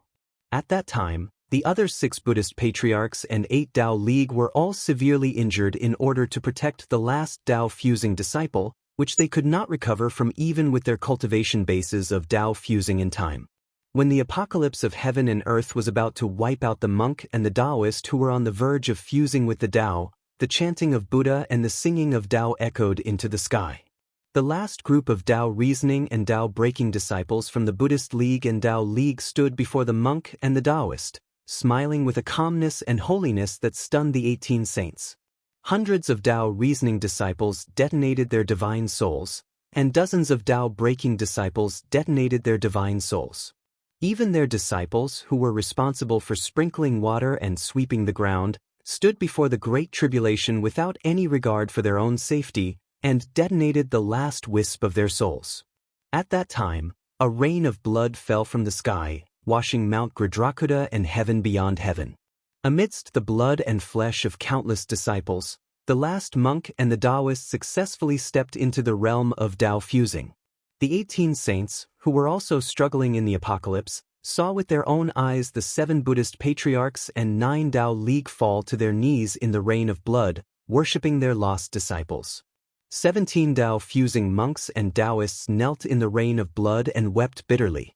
They kowtowed 3 times and 9 times to the fallen disciples with great devotion, again and again, until the apocalypse was completely over. When Yao Ling accidentally mentioned the scene they had seen that day, the 18 saints shut their mouths at the same time. The newly formed Saint League was no different from a plate of loose sand. But what about the Buddhist League and Tao League? Countless apocalypses of heaven and earth had tempered them into a frighteningly stable whole. For so many years, Great Horns and the others had always been easily suppressed by the Buddhist League and Tao League because they were united, while they had always gone their own way. After a suffocating silence for 7 days and 7 nights, Wu Divinity said in a deep voice, "We have to find a way to destroy their plan to completely control Pangu continent. Otherwise, we have no way out. Do we have to return to the chaotic world?" Lord Wuling fiddled with the black seal and said faintly, "My disciples have learned that the Celestial Court is preparing to confer new gods, and the Buddhist League is preparing to erect a new Buddha of transmigration. If these two things succeed, we will be at a complete disadvantage." The 108,000 fire sparks in the cauldron had quietly fused into a fist-sized ball of fire that was as warm and soft as a pearl, and wonderful changes were taking place in it. Wu Qi had immersed 90% of his divine sense into the ball of fire, and only the last 10% was paying attention to the movements in the outside world. According to the information Lord Wuling's disciple had learned, the Celestial Court was preparing to confer new gods. There were 84,000 celestial lords in the Celestial Court today, and their natal stars were formed by the fusion of the laws of heavenly Tao contained in the hundreds of ancient stars Pangu had split apart when he created the world, and the natural energy of Pangu world. However, in addition to these 84,000 ancient stars, a total of 12,575 ancient stars were drawn into Pangu world when it was created. Over the years, the 9 Daozu had expended tremendous efforts, and finally, without affecting the general trend of the starry sky of Pangu world, they had broken the cores of 6,000 ancient stars and released 996,000 laws of the great Tao from them. When the outer heavenly realms returned to Pangu continent this time, the enormous amount of natural energy they had accumulated over the years was left in their original positions and bred into new stars. Each of these newborn stars was fused with a law of the great Tao. It would not be long before the Celestial Court had 996,000 stars to confer celestial lords. If the Celestial Court's plan succeeded, the Celestial Court would have 1,080,000 celestial lords who had inherited the power of the ancient stars, and the Celestial Court's control over Pangu world would be unshakable. In the Buddhist League, the 7 Buddhist patriarchs had secretly trained 108 proud disciples over the years. It was said that they were the reincarnations of Buddhas who had fallen in previous apocalypses, and their foundation and comprehension were several times stronger than that of the current Lord Buddha, Amitabha. These 108 Buddhas would be conferred as Buddhas of reincarnation, stationed in the 6 paths of reincarnation in the netherworld, and completely mastered the law of reincarnation with the help of the Buddhist formation. If these two plans succeeded, the Celestial Court would rule the sky, and the Buddhist League would control the earth. With that, the whole Pangu world would be completely under the control of the Buddhist League and Tao League.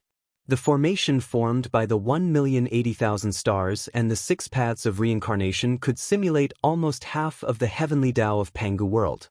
Although it could not kill a Tao-fusing expert like Great Horns, the Buddhist League and Tao League could suppress the 18 saints with the help of the formation, making them struggle in the transmigration forever, unable to regain the supreme divine abilities they had now. The 18 saints fell silent once again. Wu Qi, on the other hand, was terrified by the news. The Celestial Court was going to confer 1,080,000 celestial lords? The Buddhist League was going to completely control the 6 paths of reincarnation? What kind of joke was that? If they were really able to control the great power of heaven and earth, the 18 saints would certainly be doomed. If Wu Qi succeeded in fusing with the Tao in the future, the 7 Buddhist patriarchs and the 9 Tao patriarchs might rush to Wu Qi's doorstep, shatter his Dharma body, and drive his indestructible true spirit into the transmigration. Then he would be trapped in the mortal world forever, never to rise again. I must foil their plan. I can't let them succeed. As Wu Qi's heart raced, the flame spark in the heaven-refining cauldron suddenly shrank and merged perfectly with Wu Qi's will. With the help of the boundless fire energy in the origin tree of fire, Wu Qi had quietly reformed the Yuan Ling True Flame, which was even more powerful than in his previous life, and had more variations in his divine abilities. Wu Qi was so overjoyed that he almost shouted out loud. Just then, Great Horns glared impatiently at the 3 emperors. Why haven't these three fools recovered from their injuries yet? What do they think this place is?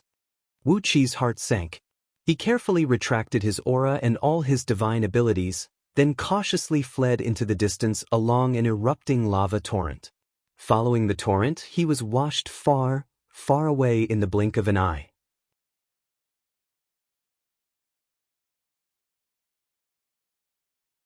Chapter 935. Cautiously, Wu Qi withdrew from Greathorns' territory, not daring to leak even the slightest aura. Cautiously, he followed an energy vein on the back of Pangu continent to the front edge, where he tore open the void next to a mountain full of violent thunderbolts that had just manifested from the chaotic energy and stepped into it. He could not leave any clues for Greathorns and the others to track down. Even though he had erased any traces of his existence with the primal purple energy, there was no guarantee that some of the 18 saints with amazing divine abilities could find some traces that Wu Qi had left behind. The safest way was to return to Great Wu through the Netherworld. Naturally, the Netherworld was the best way. In the boundless Netherworld, in the boundless yellow spring of the Netherworld, countless ghosts were struggling and roaring in the yellow spring. Those ferocious yellow spring yakshas were laughing wildly, controlling all kinds of giant beasts, running back and forth in the yellow spring, picking up and stuffing delicious ghosts into their stomachs. A group of about 10,000 yakshas were even casting huge nets on the rolling waves of the yellow spring, catching a large number of ghosts with their nets like human fishermen. When Bodhisattva Kitagarbha and others were guarding the Netherworld, these yakshas did not have the courage to hunt ghosts for food. But now, the yellow spring had become their world, and the Bodhisattvas and Arhats of the Buddhist League's Netherworld had not appeared for a long time. Naturally, these yakshas were happy to follow their instincts. With a cold snort, Wu Qi smashed down with a palm thunder. Tens of thousands of yakshas howled miserably as they were blown into a mass of sticky, foul-smelling yellow liquid that melted into the yellow spring. Wu Qi glanced around and saw that there were still many yakshas wreaking havoc in the distance. With a gloomy face, he sped along the way and killed all of them with a flick of his hand. Even those yakshas who had fled into the depths of the yellow spring were hunted down by his immense divine sense and crushed to death, leaving no survivors wherever he went. Looking at the scene of these yakshas wreaking havoc and killing the ghosts, Wu Qi could not help but feel a little regretful. If he had known that this would happen, he would have left a few bodhisattvas and arhats to guard this place. It was like the relationship between a pack of wolves and a herd of sheep. Wu Qi had wiped out the wolves of the Buddhist League and the Netherworld in one fell swoop, and these yakshas were like the sheep. They flourished without restraint. As the flock of sheep grew stronger, the spirits of the undead, which were like grass, were naturally unlucky. The souls of these people were swallowed by the yakshas, so more or less Wu Qi had to bear the blame. With a gloomy face, Wu Qi counted with his fingers and couldn't help but be shocked. His merit had decreased a lot. If he hadn't accumulated too much merit in the past, he would have been plagued by karma. Looking helplessly at the boundless yellow spring, Wu Qi murmured, "I didn't kill them, but they died for me. Tiske, the entanglement of karma is really powerful. I've only been escorting Yuji and the others to their reincarnation, and yet I've provoked this group of bald donkeys. I've only punished them, but in the end, I've killed so many undead and ghosts. I'll have to be more careful in the future. Who knows how many things will be involved?" With this enlightenment, Wu Qi's state of mind became clear. The divine energy he had stolen from Emperor Qing and the others, and the enormous energy essence he had stolen from the origin tree of fire, had all been transformed into primal purple energy and filled his body. Wu Qi's body turned blurry, as if a void was slowly taking shape inside of him. Inside of him, intertwining starlight turned into countless nebulae, spinning ceaselessly. Then, a ball of white flame, bright and quiet like a pearl, slowly spread out inside of him, gradually fusing into his limbs and bones. Wu Qi's body trembled slightly as he stood over the yellow spring. The interstitial world inside of him was slowly disintegrating and fusing with him. From now on, there would be no distinction between the interstitial world and Wu Qi. Once the fusion was complete, he would be a world of his own. The heaven-refining grand magic was running at full speed. The enormous energy in the interstitial world, as well as the countless energy veins and mountains, were all absorbed and digested by Wu Qi's body. A ball of bright light appeared in his palm, and a small world was embedded in it. Countless heavenly ghosts were living freely in this world, and they had no idea what strange changes had taken place in the outside world. Wu Qi smiled. With a flash of bright light in his palm, the yellow spring, which spanned 1,000,000,000,000 miles around him, disappeared in an instant, sucked into the small world along with the countless yakshas inside it. He decided to give those heavenly ghosts something to temper themselves with. Only by tempering them with these ferocious and brutal yakshas would he be able to produce strong enough heavenly ghost soldiers. The sticky water of the yellow spring slowly filled the gap. Wu Qi breathed out a mouthful of white smoke that smelled faintly fragrant. He glanced around, then suddenly plunged into the filthy water. The water of the yellow spring had completely swallowed up the slightest trace that Wu Qi might have left behind, and there was no longer a need to worry that anyone could track him with divine abilities. His body was still rapidly digesting the benefits he had gained in the past few days. The divine power and divine energy he had stolen from Green Emperor, White Emperor, and Black Emperor had only raised Wu Qi's cultivation base to the limit of the 6th tier of Tao breaking. But the enlightenment of the heavenly Tao in the core of their divine souls had given Wu Qi endless benefits.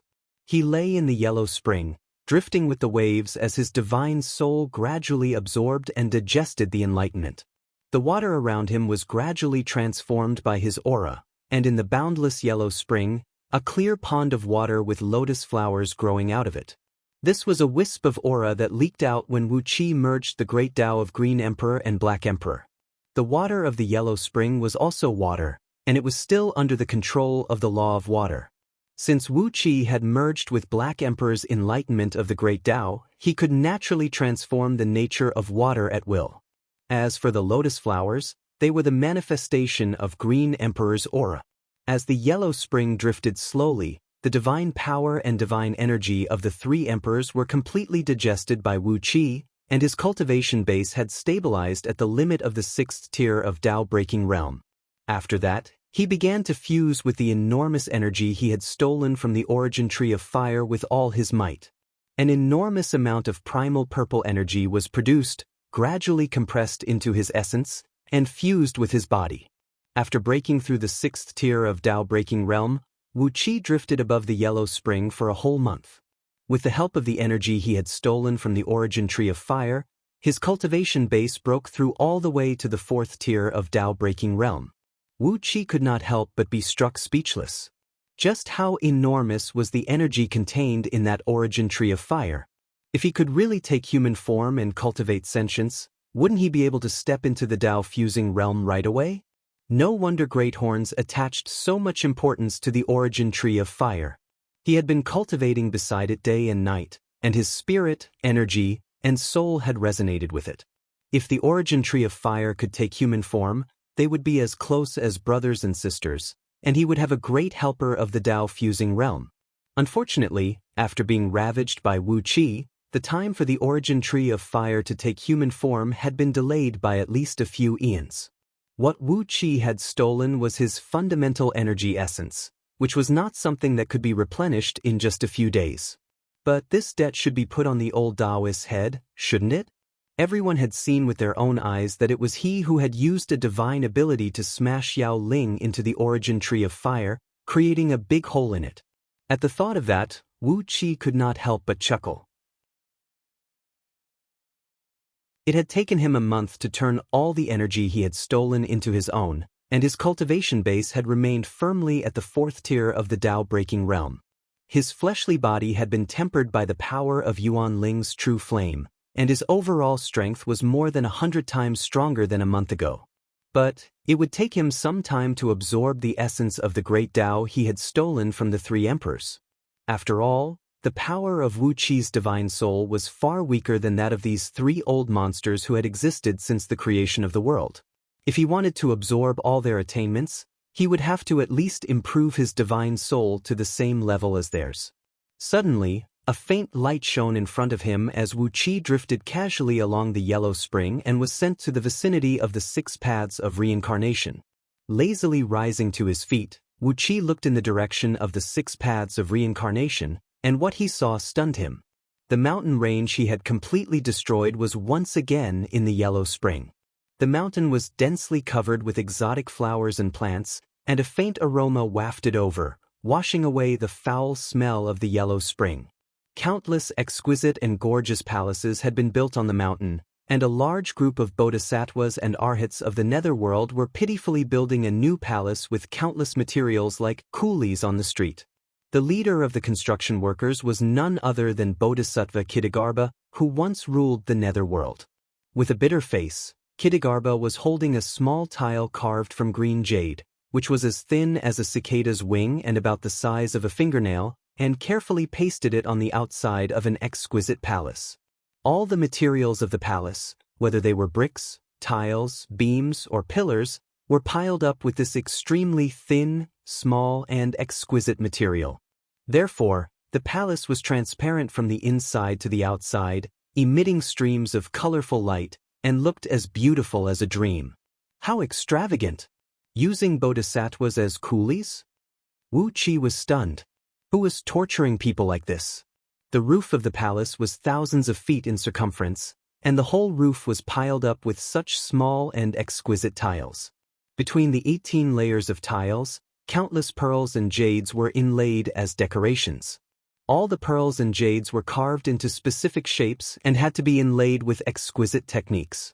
This work was not tiring for Kittagarbha, but it was too torturous. And obviously, no magic power was allowed to be used in the construction process, so it could only be completed by manual labor. Wu Qi looked at Kittagarbha, who was carefully piling the tiles on the roof, and could not help but feel a little embarrassed. If he had not kidnapped them, today's incident would not have happened. While he was wondering who was torturing Kittagarbha and the other monks, he suddenly heard a harsh rebuke coming from a great hall on the top of the mountain. Trash, a bunch of trash. Didn't I ask you to collect the tears of the first cry of 4,900 virgin girls with specific birthdays and bloodlines? Why haven't you succeeded after so long? Why do I still keep you?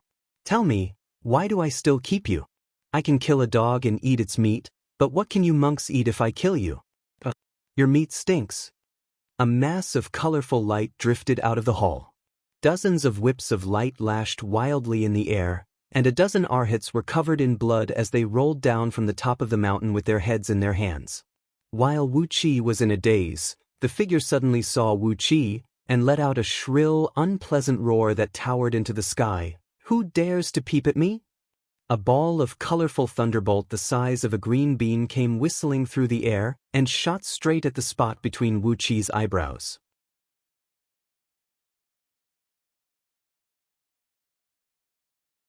Chapter 936. Wu Qi reached out his hand to grab the thunderbolt, but in the blink of an eye, the fine hairs on his forehead stood on end as an unprecedented sense of danger came rushing at him. Instinctively, he transformed into a beam of green light that looked like raindrops and soared into the sky, then reappeared in the sky. The thunderbolt brushed past Wu Qi and landed on the yellow spring. A graceful moan rang out, and then, the water within a radius of 10,000 miles, along with everything in it, vanished completely amidst the dancing, colorful light. Time, space, yellow spring, ghosts, yakshas, and all the power of the great Tao, everything within a radius of 10,000 miles had vanished. Wu Qi swallowed in horror. He stared at the hemispherical gap in the yellow spring, then narrowed his eyes at the man shrouded in the colorful light on the mountain. He was the fiend from another domain who had forced Wu Qi to flee in a panic.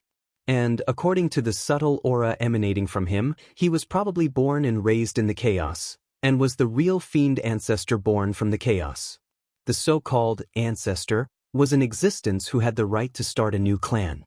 Just like Ao Buzan, he was called Arko Zulong because he was born with an aura of creation. He had the right, the ability, and the obligation to create a new clan. In Wu Qi's previous life, Yuan Ling, he did not have that aura of creation. Therefore, Yuan Ling lived a lonely life, and in the end, he was killed by the joint forces of Chaos Fiend gods. The fiend in front of him had a strange aura that Wu Qi had sensed from Ao Buzan. He should be a real fiend ancestor. Existences like him were not easy to deal with. They often had very outrageous and terrifying innate divine abilities. For example, Ao Buzan's innate divine ability was a shockingly strong reproductive ability. He was a male dragon, and wherever he went he would plant his seeds. And as long as they fused with him, they would definitely give birth to some kind of new and unique dragons. The gap in the yellow spring gradually disappeared, and the water of the yellow spring slowly filled it. Wu Qi gave the colorful light a look and said with a wry smile, "I'm just a passerby. I hope fellow Taoist will show some mercy to me. I have no intention of coveting your Taoist right temple." Now Wu Qi, who had transformed into the imperial advisor of 7 Killing, had changed his appearance slightly. With his current cultivation base, no one could see his true face. Therefore, neither the colorful ball of light nor Kittigarba, who was working as a laborer, recognized him as the man who broke into the netherworld, abducted the nether branch of the Buddhist League, and then used them as scapegoats to block the fiend patriarch in the colorful ball of light. The light flashed rapidly, and then a pair of white and tender palms emerged. It was a pair of peerlessly beautiful palms that didn't have the slightest blemish. They were lustrous, white and smooth, and the tips of her fingers carried specks of healthy red. Even every single line on her fingers was exquisite and natural, and there wasn't a trace of anything that could be judged. The pair of beautiful palms kept drawing in the void, quickly drawing out 3 talismans that were shaped like glistening gems and glinting with blue light. As soon as the 3 talismans came together, a cracking sound rang out, and the void around Wu Qi suddenly exploded. The terrible distortion of space pulled at Wu Qi's body, trying to crush his body, his divine soul, and everything about him into the tiniest particles, and finally turn them into nothingness under the bombardment of some mysterious force. This force reminded Wu Qi of the power called annihilation in some extremely dangerous places in the chaos, places that even chaos fiend gods did not dare to approach rashly. With a furious snort, Wu Qi waved his hands and swung them out. His muscles rolled like raging waves, and his tremendous physical strength forcibly pulled the exploding void to his side. His immense divine sense sealed off the void. No matter how the force of annihilation raged, it could not shake the space imprisoned by Wu Qi. Furious, Wu Qi took a step and rushed in front of the colorful light. Without using any divine ability or magic, he just brutally stamped his foot on the light. In ancient times, before the creation of the world, when chaos fiend gods fought, who would use any divine ability or magic? Apart from the ancient stars that were brewing in the chaos, there was no law of the great Tao, and there were no divine abilities or mystic arts. Therefore, people simply used their strong fleshly bodies, picked up everything around them, and smashed it. Wu Qi's kick had the fighting style of a chaos fiend god, relying on his strong fleshly body to bully others. His 2 tender hands slapped toward Wu Qi's foot. As he was also born in the chaos world, this fiend could be considered a kind of chaos fiend god. Therefore, it was almost instinctive for him to fight with his fleshly body. When the feet and hands collided, not even the slightest force spread out, and not even the slightest sound of explosion could be heard. Wu Qi and the fiend had withstood all the force. Wu Qi gave a cold snort as he staggered back a dozen steps with the tendons on the soles of his feet nearly shattered. Meanwhile, the fiend roared furiously as both of his palms were crushed by Wu Qi's feet. His bones, flesh, and blood were all jumbled up like rotten eggplants. Clearly, purely in terms of fleshly body, Wu Qi, who was only at the 4th tier of Tao-breaking realm, had an overwhelming advantage. The fiend roared wildly. A beam of colorful light wheeled around his palms for a while, and then they were quickly repaired. A white flower shaped like a lily, but with very long and thin petals, drifting gracefully like smoke, appeared out of thin air in his hand. Like a hammer, the fist-sized flower tore through the void and smashed down toward Wu Qi's head. Wu Qi gave a cold snort.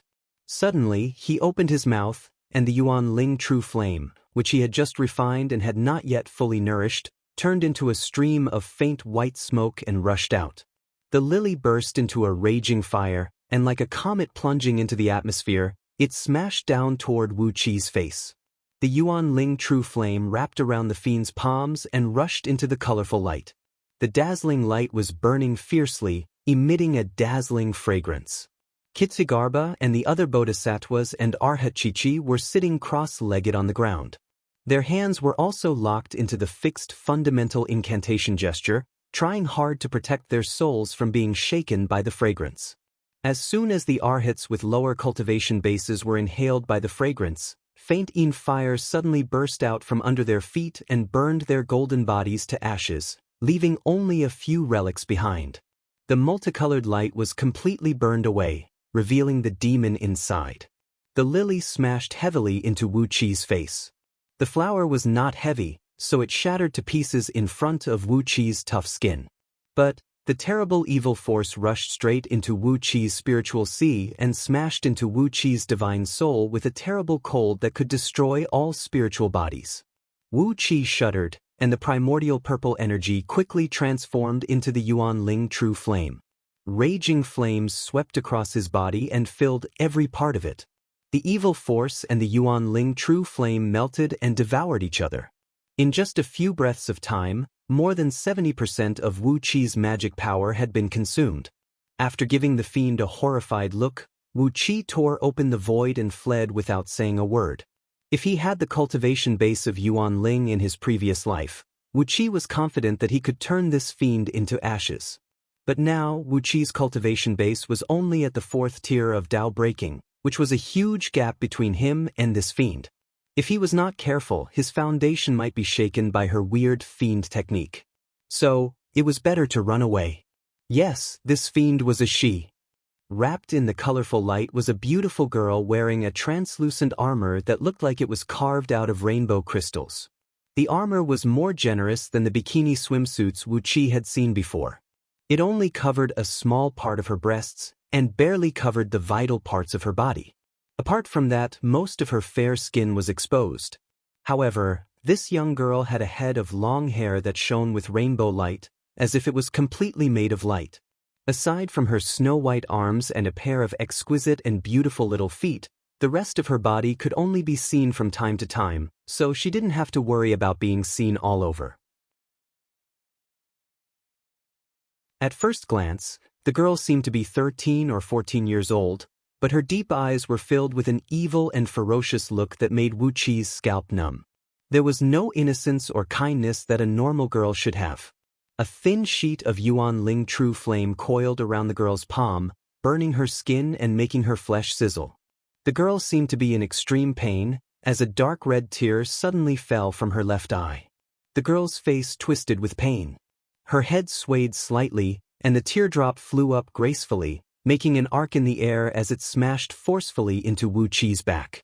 Wu Qi, who had just ripped open the void and escaped from the netherworld, gave a muffled snort. The power contained in the tear was simply appalling. A loud bang rang out from Wu Qi's body, and he was knocked flying away by the tiny tear. The place where Wu Qi broke open the void and returned to Pangu continent happened to be a blessed land with picturesque scenery and abundant natural energy. Hundreds of heaven immortals and nascent divinity cultivators were fighting over this blessed land. Below them, nearly 30,000 cultivators below the realm of nascent soul were engaged in a fierce battle in the void that spanned hundreds of miles across. The cultivators of two sects, clad in black and white Taoist robes respectively, had their swords flashing in the void while thunder magic shook the heaven and earth. Both sides were fighting desperately, and from time to time, cultivators fell from the sky. Wu Qi ripped open the void and escaped. The tear knocked him forward and knocked him right into the middle of the two groups of heaven immortals who were fighting. It was like a steel chariot had crashed into a chicken coop, and those heaven immortals were the eggs in the coop. Wherever Wu Qi passed, dozens of heaven immortals exploded into blood and gore without making a sound. Then colorful light flickered, and the fiend came chasing after him from the netherworld. The cultivators from both sects were taken aback when Wu Qi bumped into the battle just now. But they did not see clearly that it was Wu Qi who had killed a dozen of their ancestral masters. When they saw the fiend rush out of the battle, shrouded in colorful light, they subconsciously threw their flying swords and thunder magic at the fiend. Destroy! The fiend gently crooked her finger, and a very thin beam of colorful light descended from the sky and landed lightly on the top of the main peak in the middle of the blessed land. A ring of colorful light spread rapidly from the main peak into all directions. The colorful cloud was as beautiful as the morning glow, and it swept across the sky with a pleasant celestial tune. Wherever the colorful cloud passed, all cultivators disappeared completely, but not a flower, not a blade of grass, not even a tiny bug was accidentally hurt. Far away, Wu Qi coughed out a mouthful of blood and fled in a sorry state. The fiend girl hovered alone in the sky above the blessed land, narrowed her eyes and gave a creepy smile. You're running fast, but I'll find you. No one can come out unscathed after hurting me. Wu Qi, who had fled far away, felt a burning sensation on his back. A strange dark red emblem with wisps of flame emerged from his back, burning his skin and flesh and producing a sizzling noise. Terrified, Wu Qi clenched his teeth and cursed in a low voice, "Not good."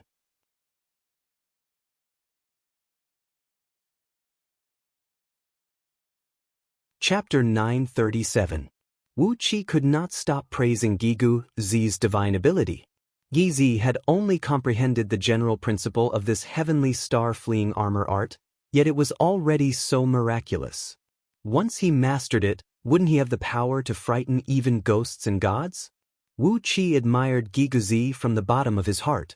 How many years had he been cultivating in a proper manner? Gigu Zi and Mod rose to their feet in surprise and asked Wu Qi what had happened. Wu Qi had been away for more than a month this time. Why did he look so gloomy when he came back? Normally, Wu Qi would never treat people like this. Now, he was like a cat whose tail had been burned. His eyes shone with a ferocious gleam, as if he wanted to scratch anyone he did not like. Wu Qi looked at Gigu Zi in surprise and said with a smile, "As long as there is a way. No matter what, as long as it doesn't interfere with my magic power and doesn't expose my location, I can always find a way to destroy it completely." If Wu Qi's cultivation base was the same as that of the fiend from the outer domain, the strength of her divine sense would be at least 10 times stronger than Wu Qi's. Currently, the fiend's cultivation base was at the limit of the Tao-breaking realm. Unless Wu Qi stepped into the Tao-fusing realm and merged his divine soul with the heavenly Tao, he could not possess a divine sense twice as strong as hers. Extremely fine silver light poured out of the array, spinning rapidly around the soul-locking seal on Wu Qi's back like tiny silver needles. Gradually, a large number of silver patterns began to emerge on the edge of the dark red soul-locking seal. As the number of silver patterns increased, the energy ripples emanating from the seal became weaker and weaker, and the energy required for Wu Qi to unleash the seal was getting smaller and smaller. Wu Qi sat cross-legged on the altar, his upper body bare. The faintly flashing red soul-locking seal looked particularly glaring on his fair skin. Gigu Zi, on the other hand, was very interested in it. After listening to Wu Qi's description of it, he knew that the biggest problem was that it had taken too much of Wu Qi's magic power and weakened his strength. While they were discussing the mysteries of the stellar escape art, a beam of light flew over from a distance. It was Wu Tianming. It was midnight. On the altar made of 5-colored soil, Gigu Zi held a peachwood sword in his hand and walked in the yew steps, circulating energy around him. All kinds of magical items were placed neatly on the altar. As Gigu Zi cast the spell, they would fly up into the sky from time to time, forming into a small and exquisite formation that followed the orbits of the stars in the sky 100 miles above the ground. But when he saw the dozen or so flying swords that Wu Qi had thrown out casually, Reverend White River, the current sect master of White River Sect, who was also the founding patriarch of White River Sect, shuddered from head to toe. Joyfully he brought all his disciples and grand-disciples to kowtow to Wu Qi, calling him Master. Because of the soul-locking seal, Wu Qi had to spend a great deal of magic power to isolate the energy fluctuations it released. Wu Qi estimated that the soul-locking seal was so strong that it would cost him 40% of Wu Qi's magic power to isolate its fluctuations. In other words, the damned soul-locking seal had reduced Wu Qi's fighting strength by 40%. Although he had the cultivation base of a 4th-tier Dao-breaking expert, the actual fighting strength he could exert was about the level of a peak 5th-tier Dao-breaking expert. The sharp pain kept coming, and Wu Qi saw stars in front of his eyes. His hands kept changing incantation gestures, and he slapped out thousands of hand seals on his body. The flame on the dark red seal on Wu Qi's back, the size of a man's head, gradually dissipated, and the pain eased a little. But the seal was still there. It looked like it was carved out of crystal, and there was a faint dark red gleam flickering in it, emitting a faint buzzing sound from time to time. Wu Qi was in a bad mood, so his words and expressions were not polite. The immortals and cultivators of White River sect were stunned, and they could not help but feel a little angry. As the sect leader of White River sect, although he had brought all his disciples to join Great Wu, he did not think that he was here to be a servant. What Wu Qi did to them was a little insulting and trampling on their self-esteem. A woman's heart is the most vicious. Wu Qi felt that he had been wronged. Why did he provoke this damned fiend for no reason? He swore to himself that he would break through to the Dao-fusing realm as soon as possible, and then use every means possible to manipulate this fiend into all kinds of shapes. If he wanted to locate the true form of the soul-locking seal, he would have to use his divine sense. But the fiend's divine sense was much stronger than Wu Qi's, and the divine sense restrictive spell she had laid out was extremely mysterious. Wu Qi could not find the target at all now, so how could he devour the seal? After pondering for a while, Wu Qi carefully exercised the scroll of stealing, preparing to devour the seal. But, no matter how hard Wu Qi tried, he could not find the exact location of the seal. The seal existed between reality and illusion, and even with Wu Qi's cultivation base, he could not find out how it existed. Filled with anger and displeasure, Wu Qi transformed into a beam of golden light and flew into the Imperial Advisor's mansion. The golden light dispersed, and Wu Qi walked out of it just in time to hear the old man's words. Raising his eyebrows, Wu Qi said grumpily, "You're selling yourself to join us? Well, I don't have time to talk to you. You'll be our outer sect disciples for now. If you can do your job well and are really sincere about joining us, we can take you as inner sect disciples in the future." Wu Qi carefully remembered this taboo, so he had to be careful in everything he did in the future. With a gloomy face, Wu Qi accepted the kowtow from Reverend White River and the others, then flicked his sleeve and drove them out of the Great Hall. The Soul Shackle Seal was a curse that those Chaos Fiend gods with extremely powerful divine sense were especially good at. It could condense their own blood essence and immense divine sense into a curse and brand it on the enemy. Even if they were thousands of mountains and rivers away, even if they had gone through thousands of reincarnations, the seal would still attach itself to the enemy, allowing the person who placed the curse to find the enemy. Just as he was working hard, the seal suddenly lit up, and wisps of flame began to burn again. Wu Qi hastily performed dozens of hand incantation gestures and sealed the seal once again. The flame burned his body, and the pain made Wu Qi's forehead break out in cold sweat. Cursing the evil woman in a low voice, Wu Qi took many detours and used all kinds of means to erase any traces he might leave behind, then returned to Great Wu. He had never eaten pork, but he had seen a live pig. Reverend White River had seen a few gold immortals fighting from afar, and he recognized that the flying swords thrown out by Wu Qi were all gold immortal artifacts. For heaven's sake, Reverend White River only had a 10th grade heaven immortal artifact, which he had painstakingly asked an artificer to craft for him. Never in his wildest dreams did he expect that Wu Qi would give him a gold immortal artifact as a greeting gift, and it was a dozen of them. In the main hall of Great Wu's Imperial Advisor's mansion, Gigu, Z, and Mod sat high up on the throne, while a dozen heaven immortals and more than 100 nascent divinity cultivators stood in awe and trepidation. An old man with the cultivation base of a 9th-tier heaven immortal bowed respectfully and said, "Seniors, the White River sect sincerely wishes to submit to you. If you don't mind our lack of talent, we are willing to submit to you and be at your beck and call." It was a matter of talent, and no one could help but envy him. Mod furrowed his brows. He was most proficient in forging all kinds of equipment, so he was not very knowledgeable in techniques related to divine sense. Furthermore, he had no interest in divine abilities or secret techniques, so he was unable to help with the soul-locking seal. Only when he saw Giguzi and Mod did Wu Qi's expression return to normal. With one swift move, he tore off the upper part of his shirt, spun around and showed them the soul-locking seal that was about the size of a human head. After that, he briefly told them what he had encountered during the journey. "Damn you, woman! What did I do to offend you?" While dealing with the severe pain brought to his fleshly body by the seal, Wu Qi exercised a mystic art to isolate the faint ripples that the seal constantly emanated to the outside world. The fiend was not the only one who could sense the fluctuation of the soul-locking seal. Anyone who was close enough to Wu Qi could also sense the existence of the seal. The heavenly star-escaping art was a mystic art that Giguzi had created by himself after he stepped into the Tao reasoning realm and comprehended the heavenly secret.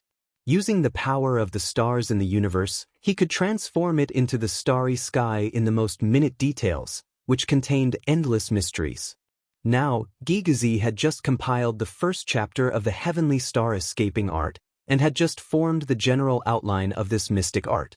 After pondering for a long time, Giguzi nodded slowly and said slowly, "I do have a way to try. But I've only studied this technique for a short period of time, so I'm not sure if it can solve your problem." Although Wu Qi was cultivating the scroll of stealing, and his fleshly body and divine soul had fused with the primal purple energy, which made it impossible for the heavenly Tao to detect his existence, and it was extremely difficult for the enemy to locate him with the Tao of divination, the soul-locking seal had already attached itself to Wu Qi's body. It was like an invisible man being sprayed with dog poop, and the unpleasant smell was enough to expose his whereabouts. Wu Qi was the unlucky invisible man, and the soul-locking seal was a basin of dog poop. Great Wu was a good place, and the three imperial advisors were good people. Now, not to mention Wu Qi's bad attitude, even if Wu Qi picked Reverend White River up and scolded him every day, he would not leave. With such a generous master and such a profound foundation in Great Wu, this was a good thing that he could not ask for even if he begged for it. As Giguzi recited the spell, circles of small whirlwinds swirled and spread out in all directions, while the stars in the sky poured down their power like raindrops and fused into the formation that followed the trajectory of the stars. It took 6 hours, and when a red glow rose from the east, Giguzi, who was sweating profusely, stopped the spell. With a flick of his sleeve, a dozen flying swords fell to the ground, then flew up and hovered in front of the crowd. "Someone, take them to the side courtyard and pick a house to stay in." Wu Qi snapped, "Don't let them run around if there's nothing important, and find something for them to do in a few days. TSK, these flying swords are a greeting gift. Leave now." Wu Qi's energy was flowing nimbly, no longer consumed. The soul-locking seal was sealed by the powerful star power and could no longer release any fluctuation. Unless the cultivation base of one's divine sense was at least twice as strong as that of the person who cast the curse, one could not break the seal by force. Otherwise, the seal would be like a maggot in one's bones, and no matter where one ran, one could not get rid of it. However, the person who cast the curse was a fiend from another domain. This kind of fiend was not very strong in physical strength, but their divine sense was exceptionally strong. 90% of their bodies were composed of the power of divine sense, so they had a unique advantage in terms of the cultivation base of their divine sense. However, Giguzi also cautiously reminded Wu Qi that the heavenly stars escape art could only work in places where the starlight shone. If someone used magic power to isolate the starlight, the spell would immediately lose its effect. But, if the formation could isolate the starlight, the fluctuation of the seal would not be able to spread out, and it would not have much effect on Wu Qi.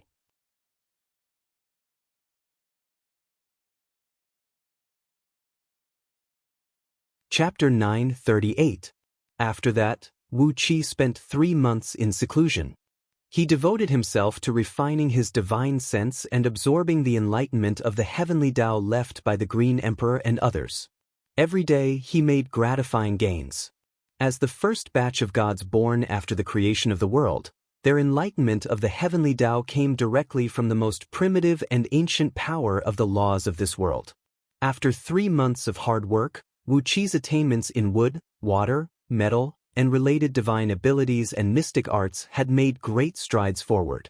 During these 3 months, Great Wu prepared for the Great War, while Gigu Zi and Mod opened their sects to recruit disciples. With the overall strength of peak-level gold immortals they had shown, the news of their recruitment spread like a gust of wind to Great Wu and its surroundings. In just 3 months, more than 100 immortal sects had come to join them, including more than 2,000 heaven immortals, more than 10,000 nascent divinity cultivators, and hundreds of thousands of other cultivators. Together with their families and clansmen, more than 10 million people had integrated into Great Wu. All the heaven immortals and cultivators were accepted as disciples by Gigu, Zi, and Mod. Those who liked to study divine abilities and mystic arts were naturally Gigu Zi's disciples. Those who liked artifact crafting and forging were Mod's disciples, and some who were inclined to other miscellaneous Taoist studies were all thrown into Wu Qi's tutelage. However, as Wu Qi had been in seclusion for 3 months, none of these disciples had seen what he looked like after 3 months had passed. Early in the morning, the bells and drums in Great Wu's imperial palace rang, and all beasts roared. Wu Tianming had put on a grand ceremony to hold a court meeting. All the officials in Great Wu's capital, even the lowest-ranking ones, dressed in splendid robes, entered the palace, and the generals guarding the borders of Great Wu had rushed back to the capital today. All the civil and military officials were gathered in the hall, while the immortals and cultivators who had submitted to Great Wu in recent months, dressed in Taoist robes, lined up in Chichi under the leadership of Reverend White River. Today's Great Wu was a gathering of heroes and powerful soldiers. Sitting on the throne, Wu Tianming looked down at the courtiers in the great hall and square, feeling a sense of heroism bursting out of his heart. He could not help but believe that he was the only candidate for the new sacred emperor of the human race. As long as we have the help of the 3 imperial advisors, is it really that difficult to sit on that position? Wu Tianming rose to his feet slowly. The pressure of a gold immortal's divine sense spread out in all directions, and the purple gold aura around him overflowed. It was truly a domineering aura. All the civil and military officials, including the heaven immortals and cultivators who had pledged allegiance to him, knelt on the ground and paid their respects. The deafening voices filled Wu Tianming with a sense of ecstasy. He recalled the rumors circulating among the imperial families of the outer heavenly realms. It was said that if one could become the new sacred emperor of the human race, he would be able to ascend to godhood on behalf of the heavens, and even accumulate merits and virtues to ascend to the 33 heavens and be conferred the title of Celestial Emperor of the Celestial Court. From then on, he would be able to enjoy endless immortal blessings. How could the emperor of a small human kingdom compare to his power and influence? When did this rumor start? No one knew. But the rumor was extremely reliable, because the people from the immortal sects who helped train the soldiers and oracles of the outer heavenly realms all said so. Moreover, when the people of Great Wu moved to a certain heavenly realm, and on their way to Pangu continent, the immortal monarchs of the celestial court also said the same thing. Since it was the immortal monarchs who said it, it must be true, right? First become the sacred emperor, then the celestial emperor. A bright future was right in front of him. Wu Tianming took a deep breath. Purple gold light and mist radiated from him, enveloping the entire capital like a small sun. The civil and military officials, immortals, and cultivators knelt on the ground even more respectfully, their foreheads pressed tightly against the ground for fear of offending him. Amidst the cries of cranes, 3 streams of clear air towered into the sky.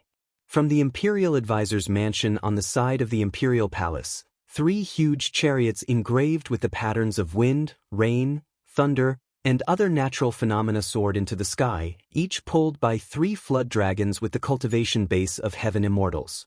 White clouds coiled around the chariot, forming an enormous cloud platform. 3,600 carefully selected handsome boys and girls, dressed in moon-white Taoist robes, stood neatly on either side of the chariot, holding long flagpoles made of pure gold and carrying flags of different colors. Their faces were glowing, and their faces were glowing. They proudly stood on both sides of the chariot, holding long flagpoles made of pure gold. These virgin boys and girls were all mortals. It was just that their looks were handsome and their aptitudes were extraordinary. However, they had Ding Jia talismans on their chests, Tai Chi talismans on their backs, dragon strength talismans on their waists, and 1,000 miles dashing talismans on their legs. All these talismans were drawn on their bodies by Giguzi with the blood essence of spirit creatures. Although these talismans were invisible to the naked eye, the power of these talismans alone gave these boys and girls a strength no weaker than ordinary body cultivators. However, they were mortals after all, and all their power came from these talismans. Even flying would consume their own energy, and if they were to fight with outsiders, they could only last for a quarter of an hour at most. They were not like real heaven immortals, who had an endless supply of energy and could replenish their energy by absorbing natural energies from the surroundings. The flags in their hands were 36 feet long and 2 feet and 4 inches wide. On them, Giguzi had drawn the images of stars with the blood of spirit creatures. Countless starry images fluttered in the wind, and from time to time, ripples of star power would stir up plumes of auspicious mist that lingered in all directions. In addition to the 3,600 boys and girls holding the flags, there were 360 handsome young men and women clad in Taoist robes standing before the chariot, clearing the way on clouds. These young men and women were the elite disciples carefully selected from the immortal sects that had recently submitted to them. Although their cultivation bases were not strong, their talents were very good. In Wu Qi's opinion, they all had the potential to break through the realm of gold immortals with their own efforts, even without the help of the 9 rotations pill. These immortal sects that came to Pangu continent could be described with one word: poor. They were as poor as White Cloud Immortal Sect. These immortal sects were similar to the White Cloud Immortal Sect in the past. Although they were a huge sect, they only had 1 to 2 immortal items and 7 to 8 spirit items. Some of them were so poor that it made Wu Qi gnash his teeth. Although they were guarded by 7 or 8 heaven immortals, they did not even have a single immortal item, and even the few spirit items they had were trash that had been badly damaged after losing a fight. How could they still cultivate immortality when they were so poor? But, when these carefully selected young men and women showed up today, the eyes of the heaven immortals and cultivators in the great hall turned green. What did it mean to be covered in jewels? What did it mean to be shrouded in the aura of treasures? What did it mean to be a human-shaped magical artifact? Just look at these 360 lucky fellows.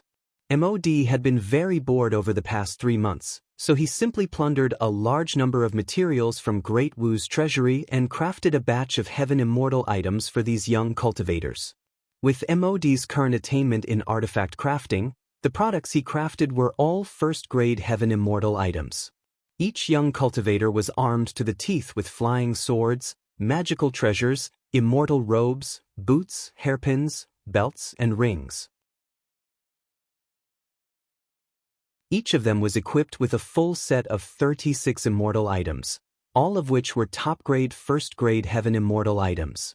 The immortals and cultivators standing in the great hall looked at the lucky juniors, who were surrounded by the aura of jewels and jewels.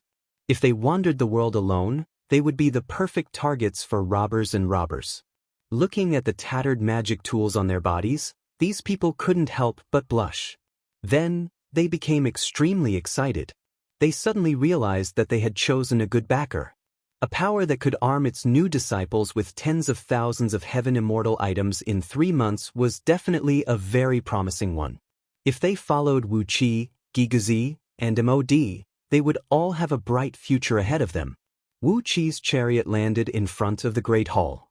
Wu Tianming, Wu Dihao, and other important ministers of Great Wu came to greet them respectfully. In front of all the courtiers, immortals, and cultivators who had pledged allegiance to him, Wu Tianming bowed respectfully to Wu Qi and said, "Master, Uncle Masters, I'll need your help in this expedition." Wu Qi waved his hand casually, then slowly rose to his feet and got out of the chariot. With his hands clasped behind his back, He faced the sky at a 45-degree angle and said in a flat voice, "It's just a trivial matter. You can make your own decisions when marching and fighting. If you encounter an expert who blocks your way, it will be the time for us to strike." Giguzi said coldly and proudly, "All the disciples who have recently pledged allegiance must perform well. Depending on the merits you have rendered, we will take 300 of you into the inner sect and teach you the supreme magic of our sect. Work hard to assist Great Wu's emperor, and don't force us to deal with any random person." MOD, on the other hand, flicked his sleeve and shot out countless beams of light, flying toward the 2,000 heaven immortals, more than 10,000 nascent divinity cultivators, and tens of thousands of cultivators in the square. All the heaven immortals were given 3 first-grade heaven immortal items, all the nascent divinity cultivators were given 3 36th-grade heaven immortal items, and all the cultivators below the nascent soul realm were given spirit items or ordinary magical treasures according to their cultivation base. Tens of thousands of immortals and cultivators cheered in unison, then fell to their knees respectfully and bowed to MOD. There were immortal sects in outer heavenly realms that were famous for their artifact refinement, but none of them could arm their disciples with more than 100,000 heaven immortal items at once. These heaven immortals and cultivators, armed by MOD with 100,000 heaven immortal artifacts, were more than enough to destroy any immortal sect that stood in their way, unless that immortal sect was guarded by a gold immortal. The rest of the immortal sects could not withstand a single blow. After the immortals were done kowtowing, Wu Tianming flew up into the sky, accompanied by Wu Qi and his companions. Looking down at Great Wu's subjects and the heaven immortals and cultivators who had pledged allegiance to Great Wu, he slowly raised his right hand. "Great Wu shall rise, and I shall be the human emperor. My subjects, serve Great Wu with all your strength, and we shall share all the glory, splendor, and wealth." His words were brief, but powerful and bewitching. Everyone in the imperial city shouted, "Great Wu shall rise," in unison. To his surprise, Wu Qi found that a strong power of faith was pouring into Wu Tianming's body, condensing into a pale purple aura that looked like a flood dragon in his body. Was this the emperor's aura? Wu Qi nodded slowly. This was the emperor's aura. During the court meeting, Wu Tianming issued dozens of edicts in a row. Dozens of Great Wu's generals commanded half of the army to stay at the southern end of the valley to guard against the invasion of foreign enemies. With Wu Dihao as the vanguard, the rest of Great Wu's army went out in full force to attack the other kingdoms, and Wu Tianming led the army himself.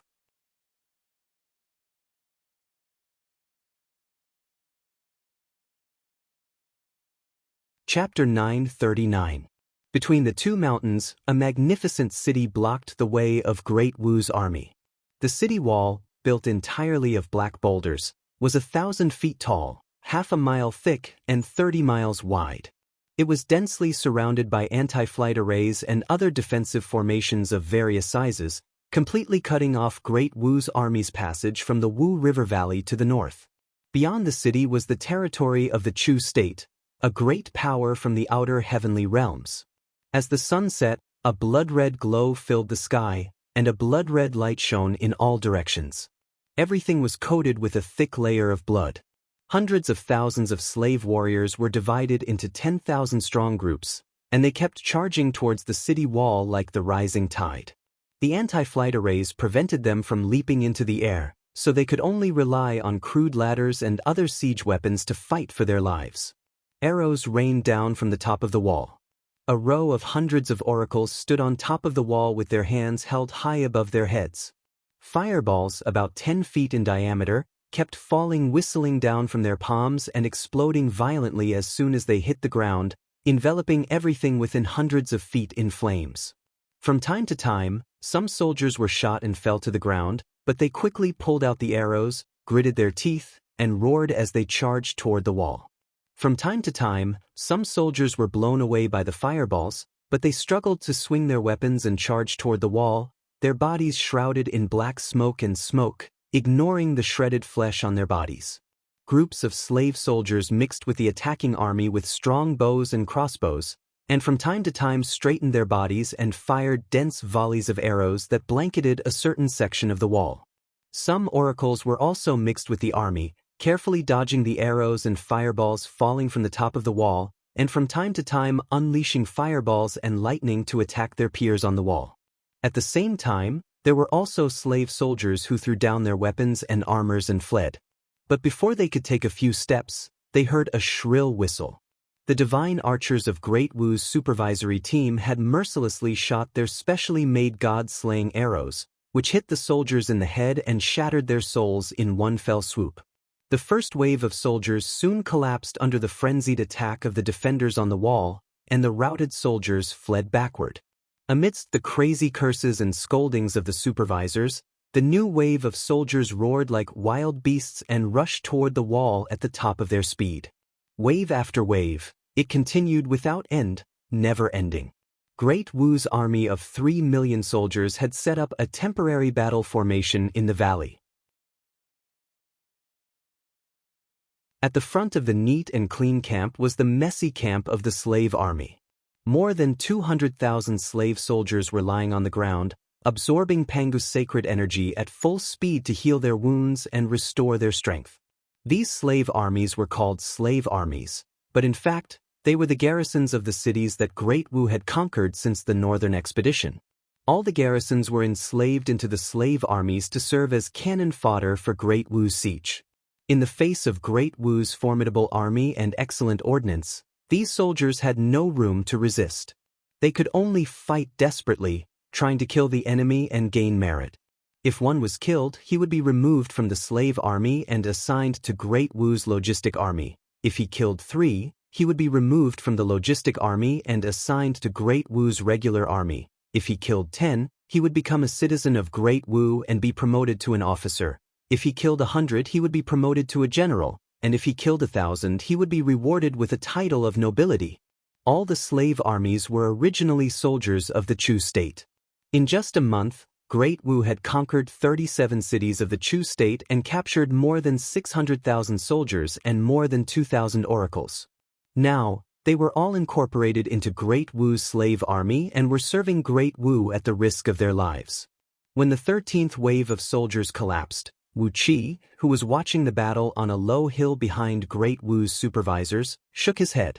Gigu Zi shook his head as well. The city's defense was extremely strong, and it was impossible for the slave armies to capture it. These slave armies were still of great use, and they could not be killed in vain under the wall. He grabbed a boulder beside him with his left hand, and a slate, about a foot in diameter, flew out of it. With a stream of immortal energy, Gigu Zi carved a few talismans on the slate and handed it to a boy standing next to him. The boy bowed and accepted the order. Holding the slate respectfully with both hands, he walked slowly toward the city wall a dozen miles away. A few other boys and girls followed closely behind him. There were a total of 12 boys and girls, which was the art of 6 Ding and 6 Jia. The talismans carved on their bodies were also made according to the art of 6 Ding and 6 Jia. Once they were gathered together, they would produce divine power. The 12 boys and girls moved as fast as the wind, and in just a few seconds, they had come less than 2 miles away from the city wall. The strange attire of these boys and girls alarmed the defenders on the wall. At the command of a general, 3 giant ballistae rattled and fired 36 bolts, each as thick as a fist and over 10 feet long, at the boys and girls.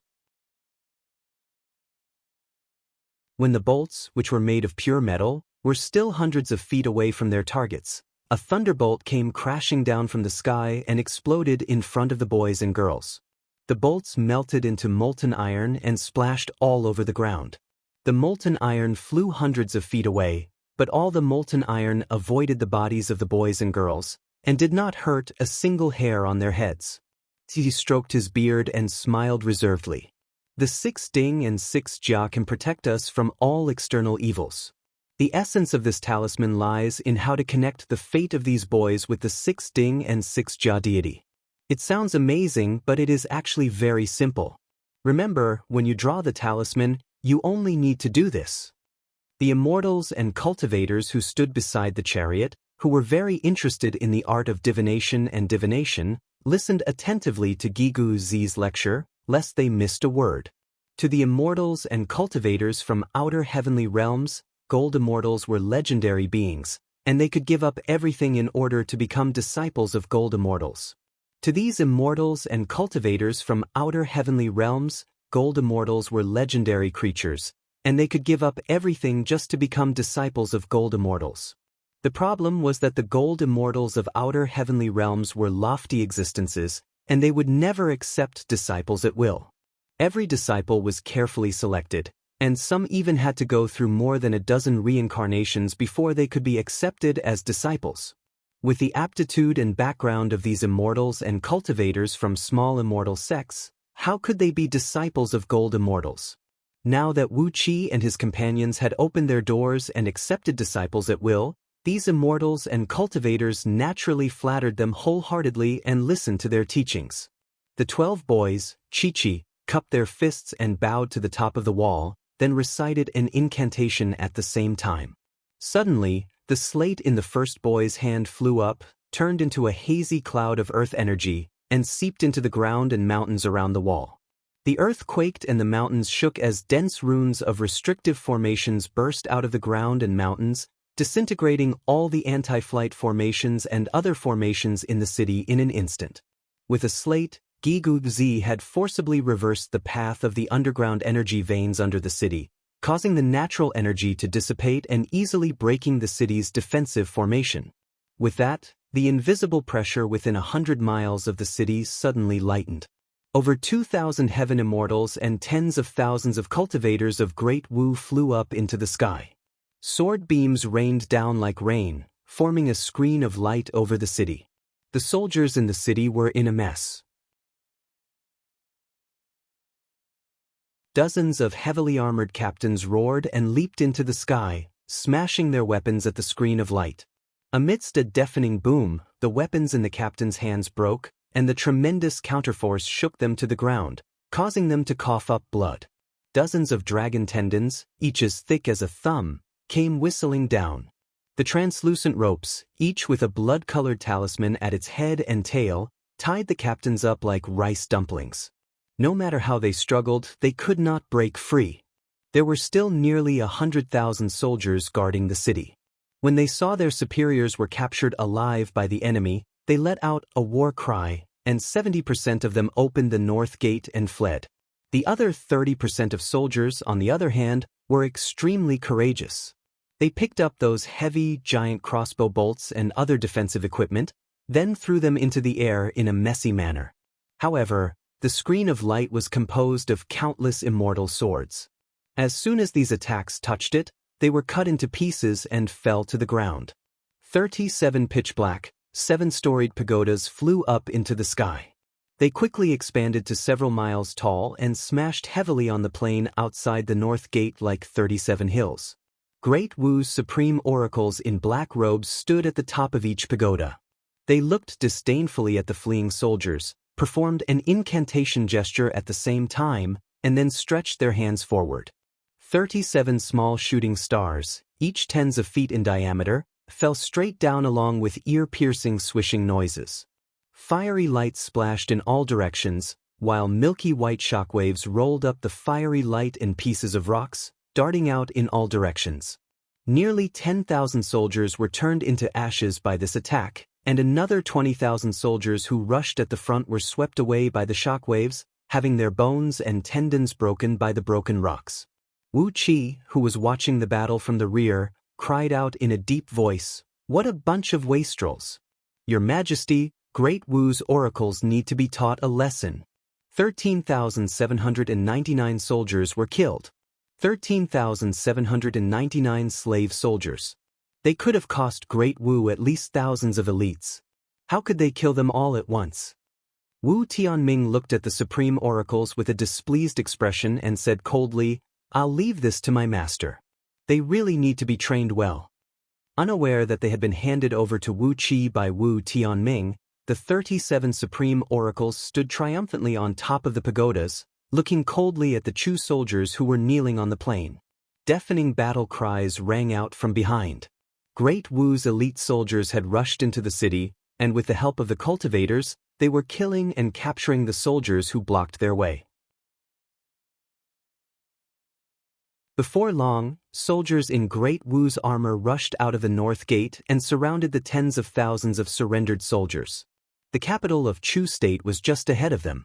Great Wu's army of 3 million soldiers and hundreds of thousands of slave soldiers charged forward like a ferocious dragon, and it took them only half a day to wipe out Chu State, where most of its soldiers had been captured. Then, with Chu State as the base, Great Wu's army divided into 3 groups, each led by Wu Qi, Gigu, Zi, and Mod. The 3 armies swept across the land, wiping out 87 states in just 1 year. Great Wu's northern border was now connected to New Yu's southern border. The vanguard of the army led by Mod clashed with New Yu's garrison, and in just the space of a few breaths, 3,000 vanguard soldiers of Great Wu were wiped out by 10 patrols from New Yu.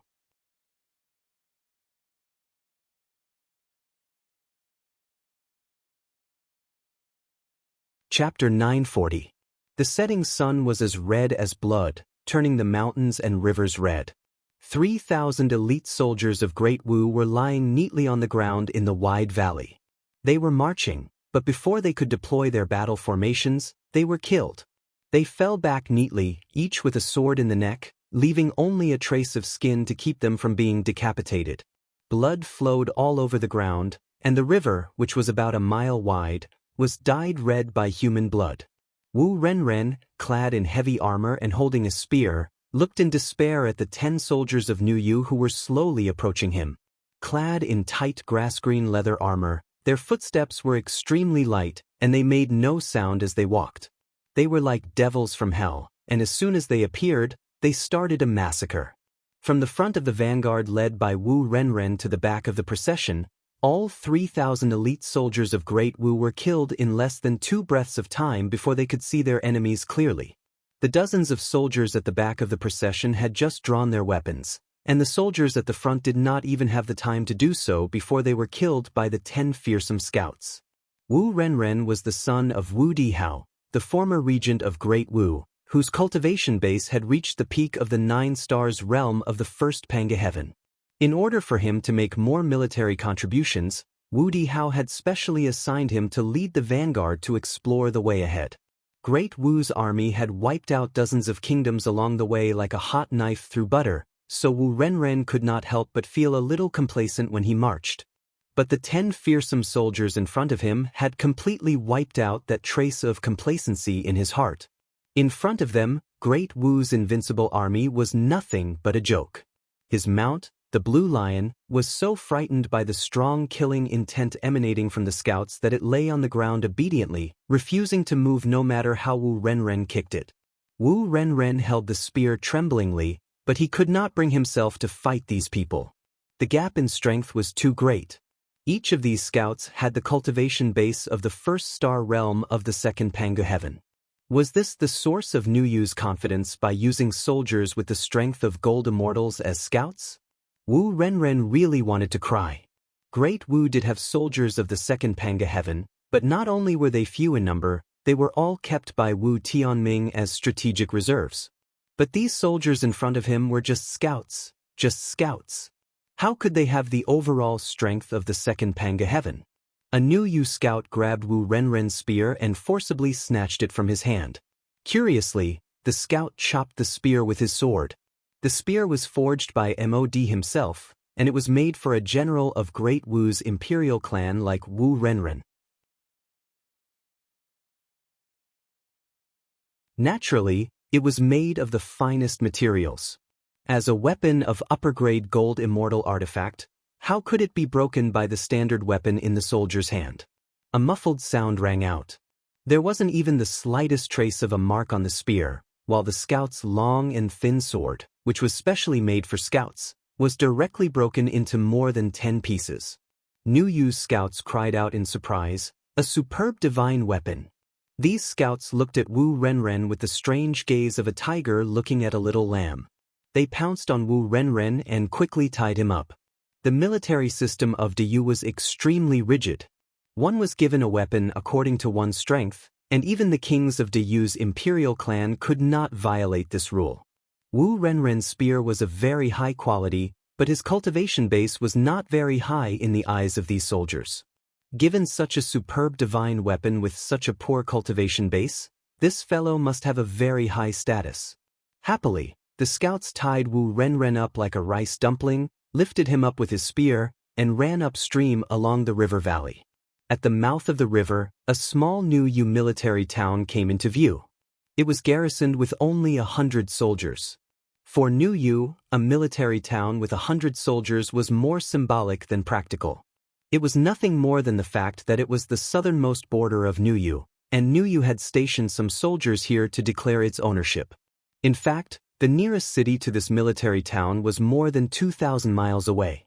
Apart from some official herb gatherers and hunters, who would come here for no reason, 10 scouts brought Wu Renren back to the military town, shouting the words, "Urgent military intelligence." The soldiers in the town, who were so bored that they would knock their heads against mountains, suddenly became restless. One by one, they put on their helmets and armors and rushed out with weapons in hand. All of them, including the 100-man lieutenant, had their eyes gleaming fiercely, wishing that a group of enemies would show up right now and let them kill them for fun. In the valley, the river flowed downstream with blood. A dozen miles behind the vanguard led by Wu Renren, Wu Dihao's army was resting in the valley. The soldiers were fetching water from the river, making a fire to cook, or watering the animals and mounts that followed the army. Suddenly, a large amount of blood was washed down from upstream. Although the blood had become extremely thin after being washed for tens of miles, these soldiers had sharp eyes and ears, and their 5 senses were extremely sharp. They immediately smelled the strong smell of blood in the river. It was not only the smell of blood, but also the smell of human blood. The news was immediately reported to Wu Dihao. Greatly alarmed, he immediately sent someone to pass the military intelligence to MOD, who was leading the middle corps in the rear. Then, he took a dozen of his trusted generals, mounted their mounts, and went forward to investigate along the valley. Tens of thousands of soldiers whistled and left their tents and supplies to their allies in the rear. Then, they picked up their weapons and quickly marched forward. In just a dozen miles, Wu Dihao soon came to the place where the 3,000 vanguard soldiers were killed. 3,000 elite soldiers of Great Wu were lying neatly on the ground in Chichi, as if someone had carefully arranged their bodies. Each of them had been stabbed in the neck with a sword, and it was this sword that had completely wiped out their life force. The difference in strength was so great that the 3,000 soldiers were killed before they could fight back. The enemy's strength was extremely amazing. The only thing to be thankful for was that the body of his beloved son, Wu Renren, was not found. Clearly, he was captured alive, but it was better than being killed. Wu Dihao glanced at Wu Renren's blue lion, who was paralyzed on the ground and could not move, and growled, "Incompetent trash, do you think I need you to use me?" The blue lion howled miserably and was kicked dozens of miles away by Wu Dihao. Its internal organs were shattered, and it could not be more dead. "Get ready to fight." Wu Dihao clenched the top-grade gold immortal spear in his hand while riding on his green-scaled horned horse. Tens of thousands of Great Wu soldiers were galloping forward with heavy, uniform footsteps. 2 supreme oracles with 7-storied pagodas hovered over their heads and blessed them with the only 3 talismans they knew: spiritual defense, defense strengthening, and morale boosting. Led by Wu Dihao, tens of thousands of soldiers rushed toward the end of the valley like a dark cloud. In just a quarter of an hour, they had surrounded the small plain at the end of the valley, which measured about 2,000 feet in circumference and housed only 100 Nuyu soldiers. At first glance, Wu Dihao saw his son stripped naked, tied up, and hung on a flagpole at the south gate of the military town. He glanced at the town and saw only 100 soldiers and 2 oracles without pagodas. The 2 oracles were waving their hands and pulling out bone talismans to bless the soldiers with various defensive spells. Wu Dihao sneered and cried out in a low voice, "How ridiculous! You don't know the immensity of heaven and earth." With Wu Dihao's cultivation base, he naturally looked down on the weak strength of the Nuyu soldiers in the town. He pointed the spear forward and cried out in a deep voice, "Which general will capture this place for me? I'll consider it a great merit." Before Great Wu's generals could make their move, the two supreme oracles who accompanied the army had already flown toward the town with great pride and used their most powerful magic, meteor summoning. Two meteors, each hundreds of feet in circumference, shot down from the sky and plunged straight toward the center of the town. At the same time, one of the supreme oracles waved a hand, and Wu Renren, who was hung on the flagpole, swayed and was dragged by a great force to the side of the supreme oracle. Two thunderous booms rang out as two dark shadows tore through the void. The only two supreme oracles under Wu Dihao's command howled miserably as they looked down at their bodies in disbelief.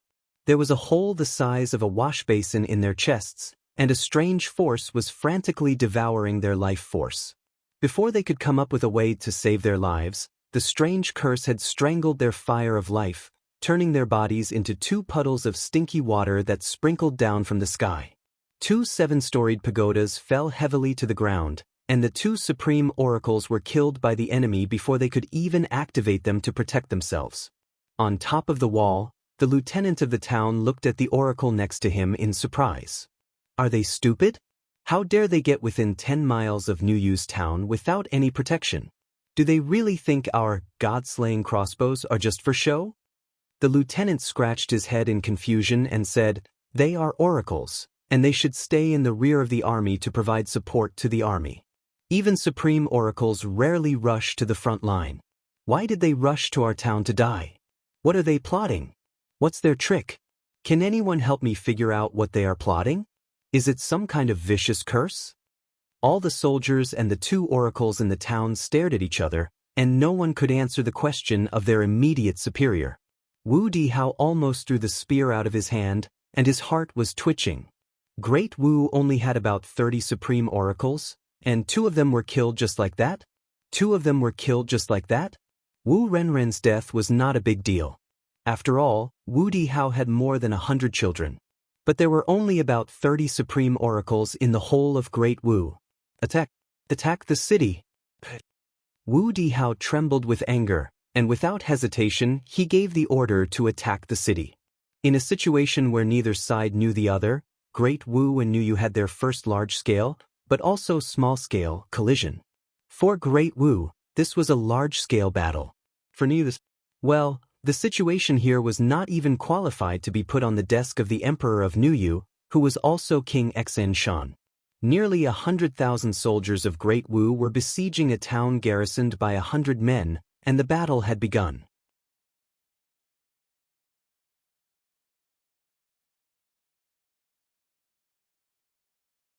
Chapter 941. High up in the sky, Wu Qi, Giga Zi, and Mod, who had just arrived after hearing the news, stood on a white cloud and looked down at the ground. Right below them was the military town garrisoned by 100 men. Nearly 100,000 Great Wu soldiers had surrounded the small town, and the first wave of 1,000 soldiers was launching an attack from the east of the town. The town had a unique style of Diu. Although it was only a small town garrisoned by 100 men, it was built on a mountain. To the west were hills extending from the mountain range, which made it difficult for the army to deploy. To the north and south were extremely steep slopes, which allowed the enemy to amass a large number of soldiers, but it was extremely stupid to attack from the north and south. No one would be stupid enough to attack from these two directions. To the east was a fan-shaped plain, with the narrowest part just under the eastern wall. It was no more than 200 feet wide, and the widest part was a dozen miles wide, enough to accommodate tens of thousands of soldiers. The strange terrain meant that even if the enemy sent tens of thousands of soldiers to attack from the east at once, the attacking area would only be 200 feet long when they reached the bottom of the wall. In terms of terrain, this military town was easy to defend and difficult to attack. The various defensive facilities of the military town were also well organized and flawless. Diu was traditional, conservative, stubborn, and rigid. But, because of this conservative tradition, which was as stinky and hard as a stone in a latrine pit, there was no such thing as a shoddy construction in Diu. The small military town, which was only garrisoned by 100 men, had all the necessary defensive measures. There were restrictive formations that could make it difficult for even gold immortals to fly, and restrictive formations hidden hundreds of miles underground, all of which had greatly weakened the strength of the attacking army. The 200 feet tall wall made the little military town look like a bunker. It was so small, yet so tall, that it gave people a sense of uneasiness. The wall was about 10 feet thick, and its base was nearly 50 feet thick. It was made of huge mountain rocks melted with molten iron, and each boulder was carved with complicated runes and restrictive spells. Like the other cities in Great U, this little military town was connected to several underground energy veins. Through these energy veins, it was connected to the mountains and rivers within tens of thousands of miles around, and had summoned countless mountain spirits and water demons to strengthen it with the power of ghosts and deities. Therefore, if an external force wanted to shake this military town, it would have to destroy the mountains and rivers within tens of thousands of miles, and kill all the mountain spirits and water demons hiding in them in one fell swoop. However, all of the defensive mechanisms under this small military town were only a part of the defensive mechanisms of the city 2,000 miles away, and the defensive mechanisms under that city, which housed hundreds of thousands of people, were also a part of the defensive mechanisms of a large military town tens of thousands of miles away. Ring after ring, countless small restrictive spells formed a large-scale restrictive spell, and countless such large-scale restrictive spells were fed back to the provincial capital of each province and county, turning into the restrictive spells of the entire province and county. All the military towns and cities in DU were built in such a rigid manner, and all the facilities were built according to a unified standard handed down by their ancestors. The small 100-army town in front of them was like a solid iron nail that was firmly nailed here. Then, Giguzi explained in detail to Wu Qi and Mod the various defensive mechanisms of this military town, as well as the truth of the formation map. Nothing could hide from Giguzi's reverse analysis of those small formations that were hidden deep underground, or even several thousand miles deep into the underground energy veins. There was nothing mysterious about the huge nested defensive mechanisms in his eyes. Even though some of them were the patterns secretly passed down from the Directorate of Celestials in DU, he was able to analyze them one by one with his current attainment in the art of formations and formations. Mod frowned and said, "If that's the case, if this little military town were to attack with all its might, Great Wu's army would be in danger of being defeated?" Wu Qi nodded his head slowly and said, "As long as the lieutenant of this military town is not an idiot, relying on the defensive mechanisms of this town and the powerful weapons they are equipped with, they do have the chance to defeat this army of several tens of thousands of soldiers." Didn't those two supreme oracles get shot as soon as they met? "That's good," Igzi said grimly. "The conservative forces in Great Wu are still against the three of us, so let Nuyu teach them a lesson for us. That way, we can win the hearts of Great Wu's people, which is a good thing." Wu Qi narrowed his eyes and laughed. That's right. Although Wu Dihao had been forced to hand over his power as the regent and was still loyally helping Wu Tianming in his conquest, one could not judge a man's heart from his face. Unless Wu Qi captured his soul and interrogated it, who could know what he was thinking? Also, there were those fake supreme oracles in Great Wu. They did not have much ability, but their tempers were worse than anyone else's. Even though they knew that Wu Qi had killed 8 supreme oracles of the same cultivation base as them, they only thought that Wu Qi's sneak attack from behind was an unfair victory. They were still arrogant and did not know their place in the imperial court. In particular, they had many disciples and grand disciples, and many powerful clans that had submitted to them. With Wu Qi's current status, he had to give in to them in some matters. After all, Wu Qi did not want to rule Great Wu by violent means, as that would be too high profile. What he wanted was to influence Great Wu in a reasonable way, just to influence, not to control. He wanted to use Nuyu's power to teach the conservative forces in Great Wu a hard lesson, to make them understand that without Wu Qi, they could not do anything. This was a good result. If he could also kill a few supreme oracles, princes, and the like in Great Wu's imperial court, he would be happy to do it. Wu Qi would not be sad for the 2 dead supreme oracles, and he would only applaud and cheer. Just as Wu Qi and the others were talking and laughing in low voices, The first wave of Great Wu soldiers who attacked the military town was less than 1,000 feet from the city wall. On top of the wall, an oracle raised his hands and recited an incantation in a low voice. Suddenly, the section of wall on the east side of the town began to wriggle like a living thing. Then, a vivid ghost head appeared on the wall. The huge and ferocious ghost head opened its mouth and swallowed forward. A plume of black smoke poured out of it, wrapped up the 3,000 soldiers, and pulled them into it. Shrill howls kept coming out of the black smoke, and the sound of chewing could be heard coming from under the ground. In the blink of an eye, the first wave of soldiers, along with some siege weapons such as ladders, were wiped out. The ghost head twisted and wriggled, and faint roars of struggle could be heard coming out of it. All of a sudden, a sword tore open the ghost head's mouth and poked its way out. Next to Wu Dihao, a general with a cultivation base of the 3 stars realm of the second Panga heavens staggered out of the ghost head. Then he howled miserably as the ghost head sucked him back into its mouth. The sound of bones breaking kept ringing out. The ghost head was the manifestation of the power of the ghost god from the mountains and rivers tens of thousands of miles around. Every time it chewed, it was as if all the mountains and rivers within tens of thousands of miles were pressing down on its body, and after being strengthened by formations and restrictive spells, it was several times more powerful than before. Despite the general's amazing cultivation base, he could not withstand the attack of this level. He struggled for a moment, and then was eaten up by the ghost head. Wu Dihao flew into a rage. With a wave of his hand, 8 of his trusted generals rushed out of the formation at the same time and cried out loudly. More than 10,000 of his most elite soldiers fell into formation at the same time.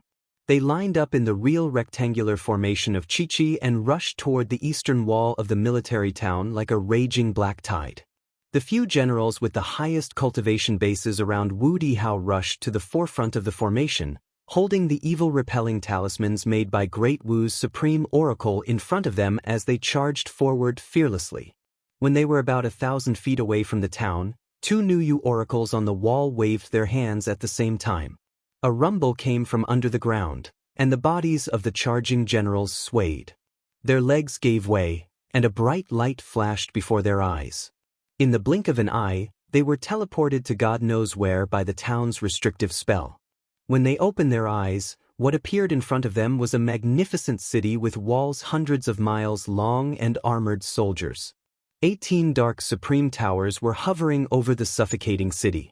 18 supreme oracles and tens of thousands of Nuyu soldiers on the city walls were looking in surprise at the few brave, powerful, and courageous generals of Great Wu. The military town built by Diyu was connected to underground energy veins, which were more or less connected to each other. Just like the Kwafu chasing the sun step that Wu Qi had comprehended himself, the restrictive spell outside the town could teleport a small group of enemies to other places through the energy veins, such as the current capital of Nuyu, the city of Yuxiong.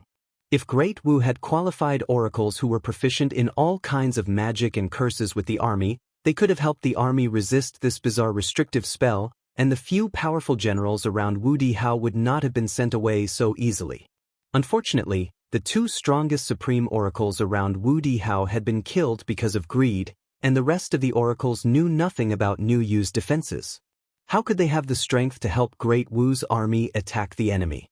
The generals who led the charge disappeared strangely in front of everyone, and the tens of thousands of elite soldiers around Wu Dihao rushed straight toward the wall. The ghost head on the wall reappeared, and more than 5,000 soldiers were swallowed in one gulp. 2 Nuyu oracles on the wall twisted and broke a bone staff made of a human thigh bone at the same time, and a bizarre soul shock swept out in all directions. The few oracles standing around Wu Dihao were stunned, while scores of Great Wu's soldiers fell stiffly to the ground. Their souls were torn out of their bodies and quickly sucked into the transmigration. Like the oracles of the other human kingdoms in outer heavenly realms, Great Wu's oracles did not have a systematic and comprehensive study of all kinds of talismans and spells. In the face of the bizarre soul attacks of Nuyu's oracles, they were at a loss. They had no idea what their opponents were doing. The superficial defensive spells they had cast could not stop the spells unleashed by the two oracles in the town with their powerful magical artifacts. Tens of thousands of Great Wu soldiers were killed, and only Wu Dihao, whose cultivation base was extremely strong and whose soul had fused with a beast soul, and dozens of oracles who followed the army survived. They stood alone in front of the town, their bodies stiff and their eyes dull as they stared at the little town.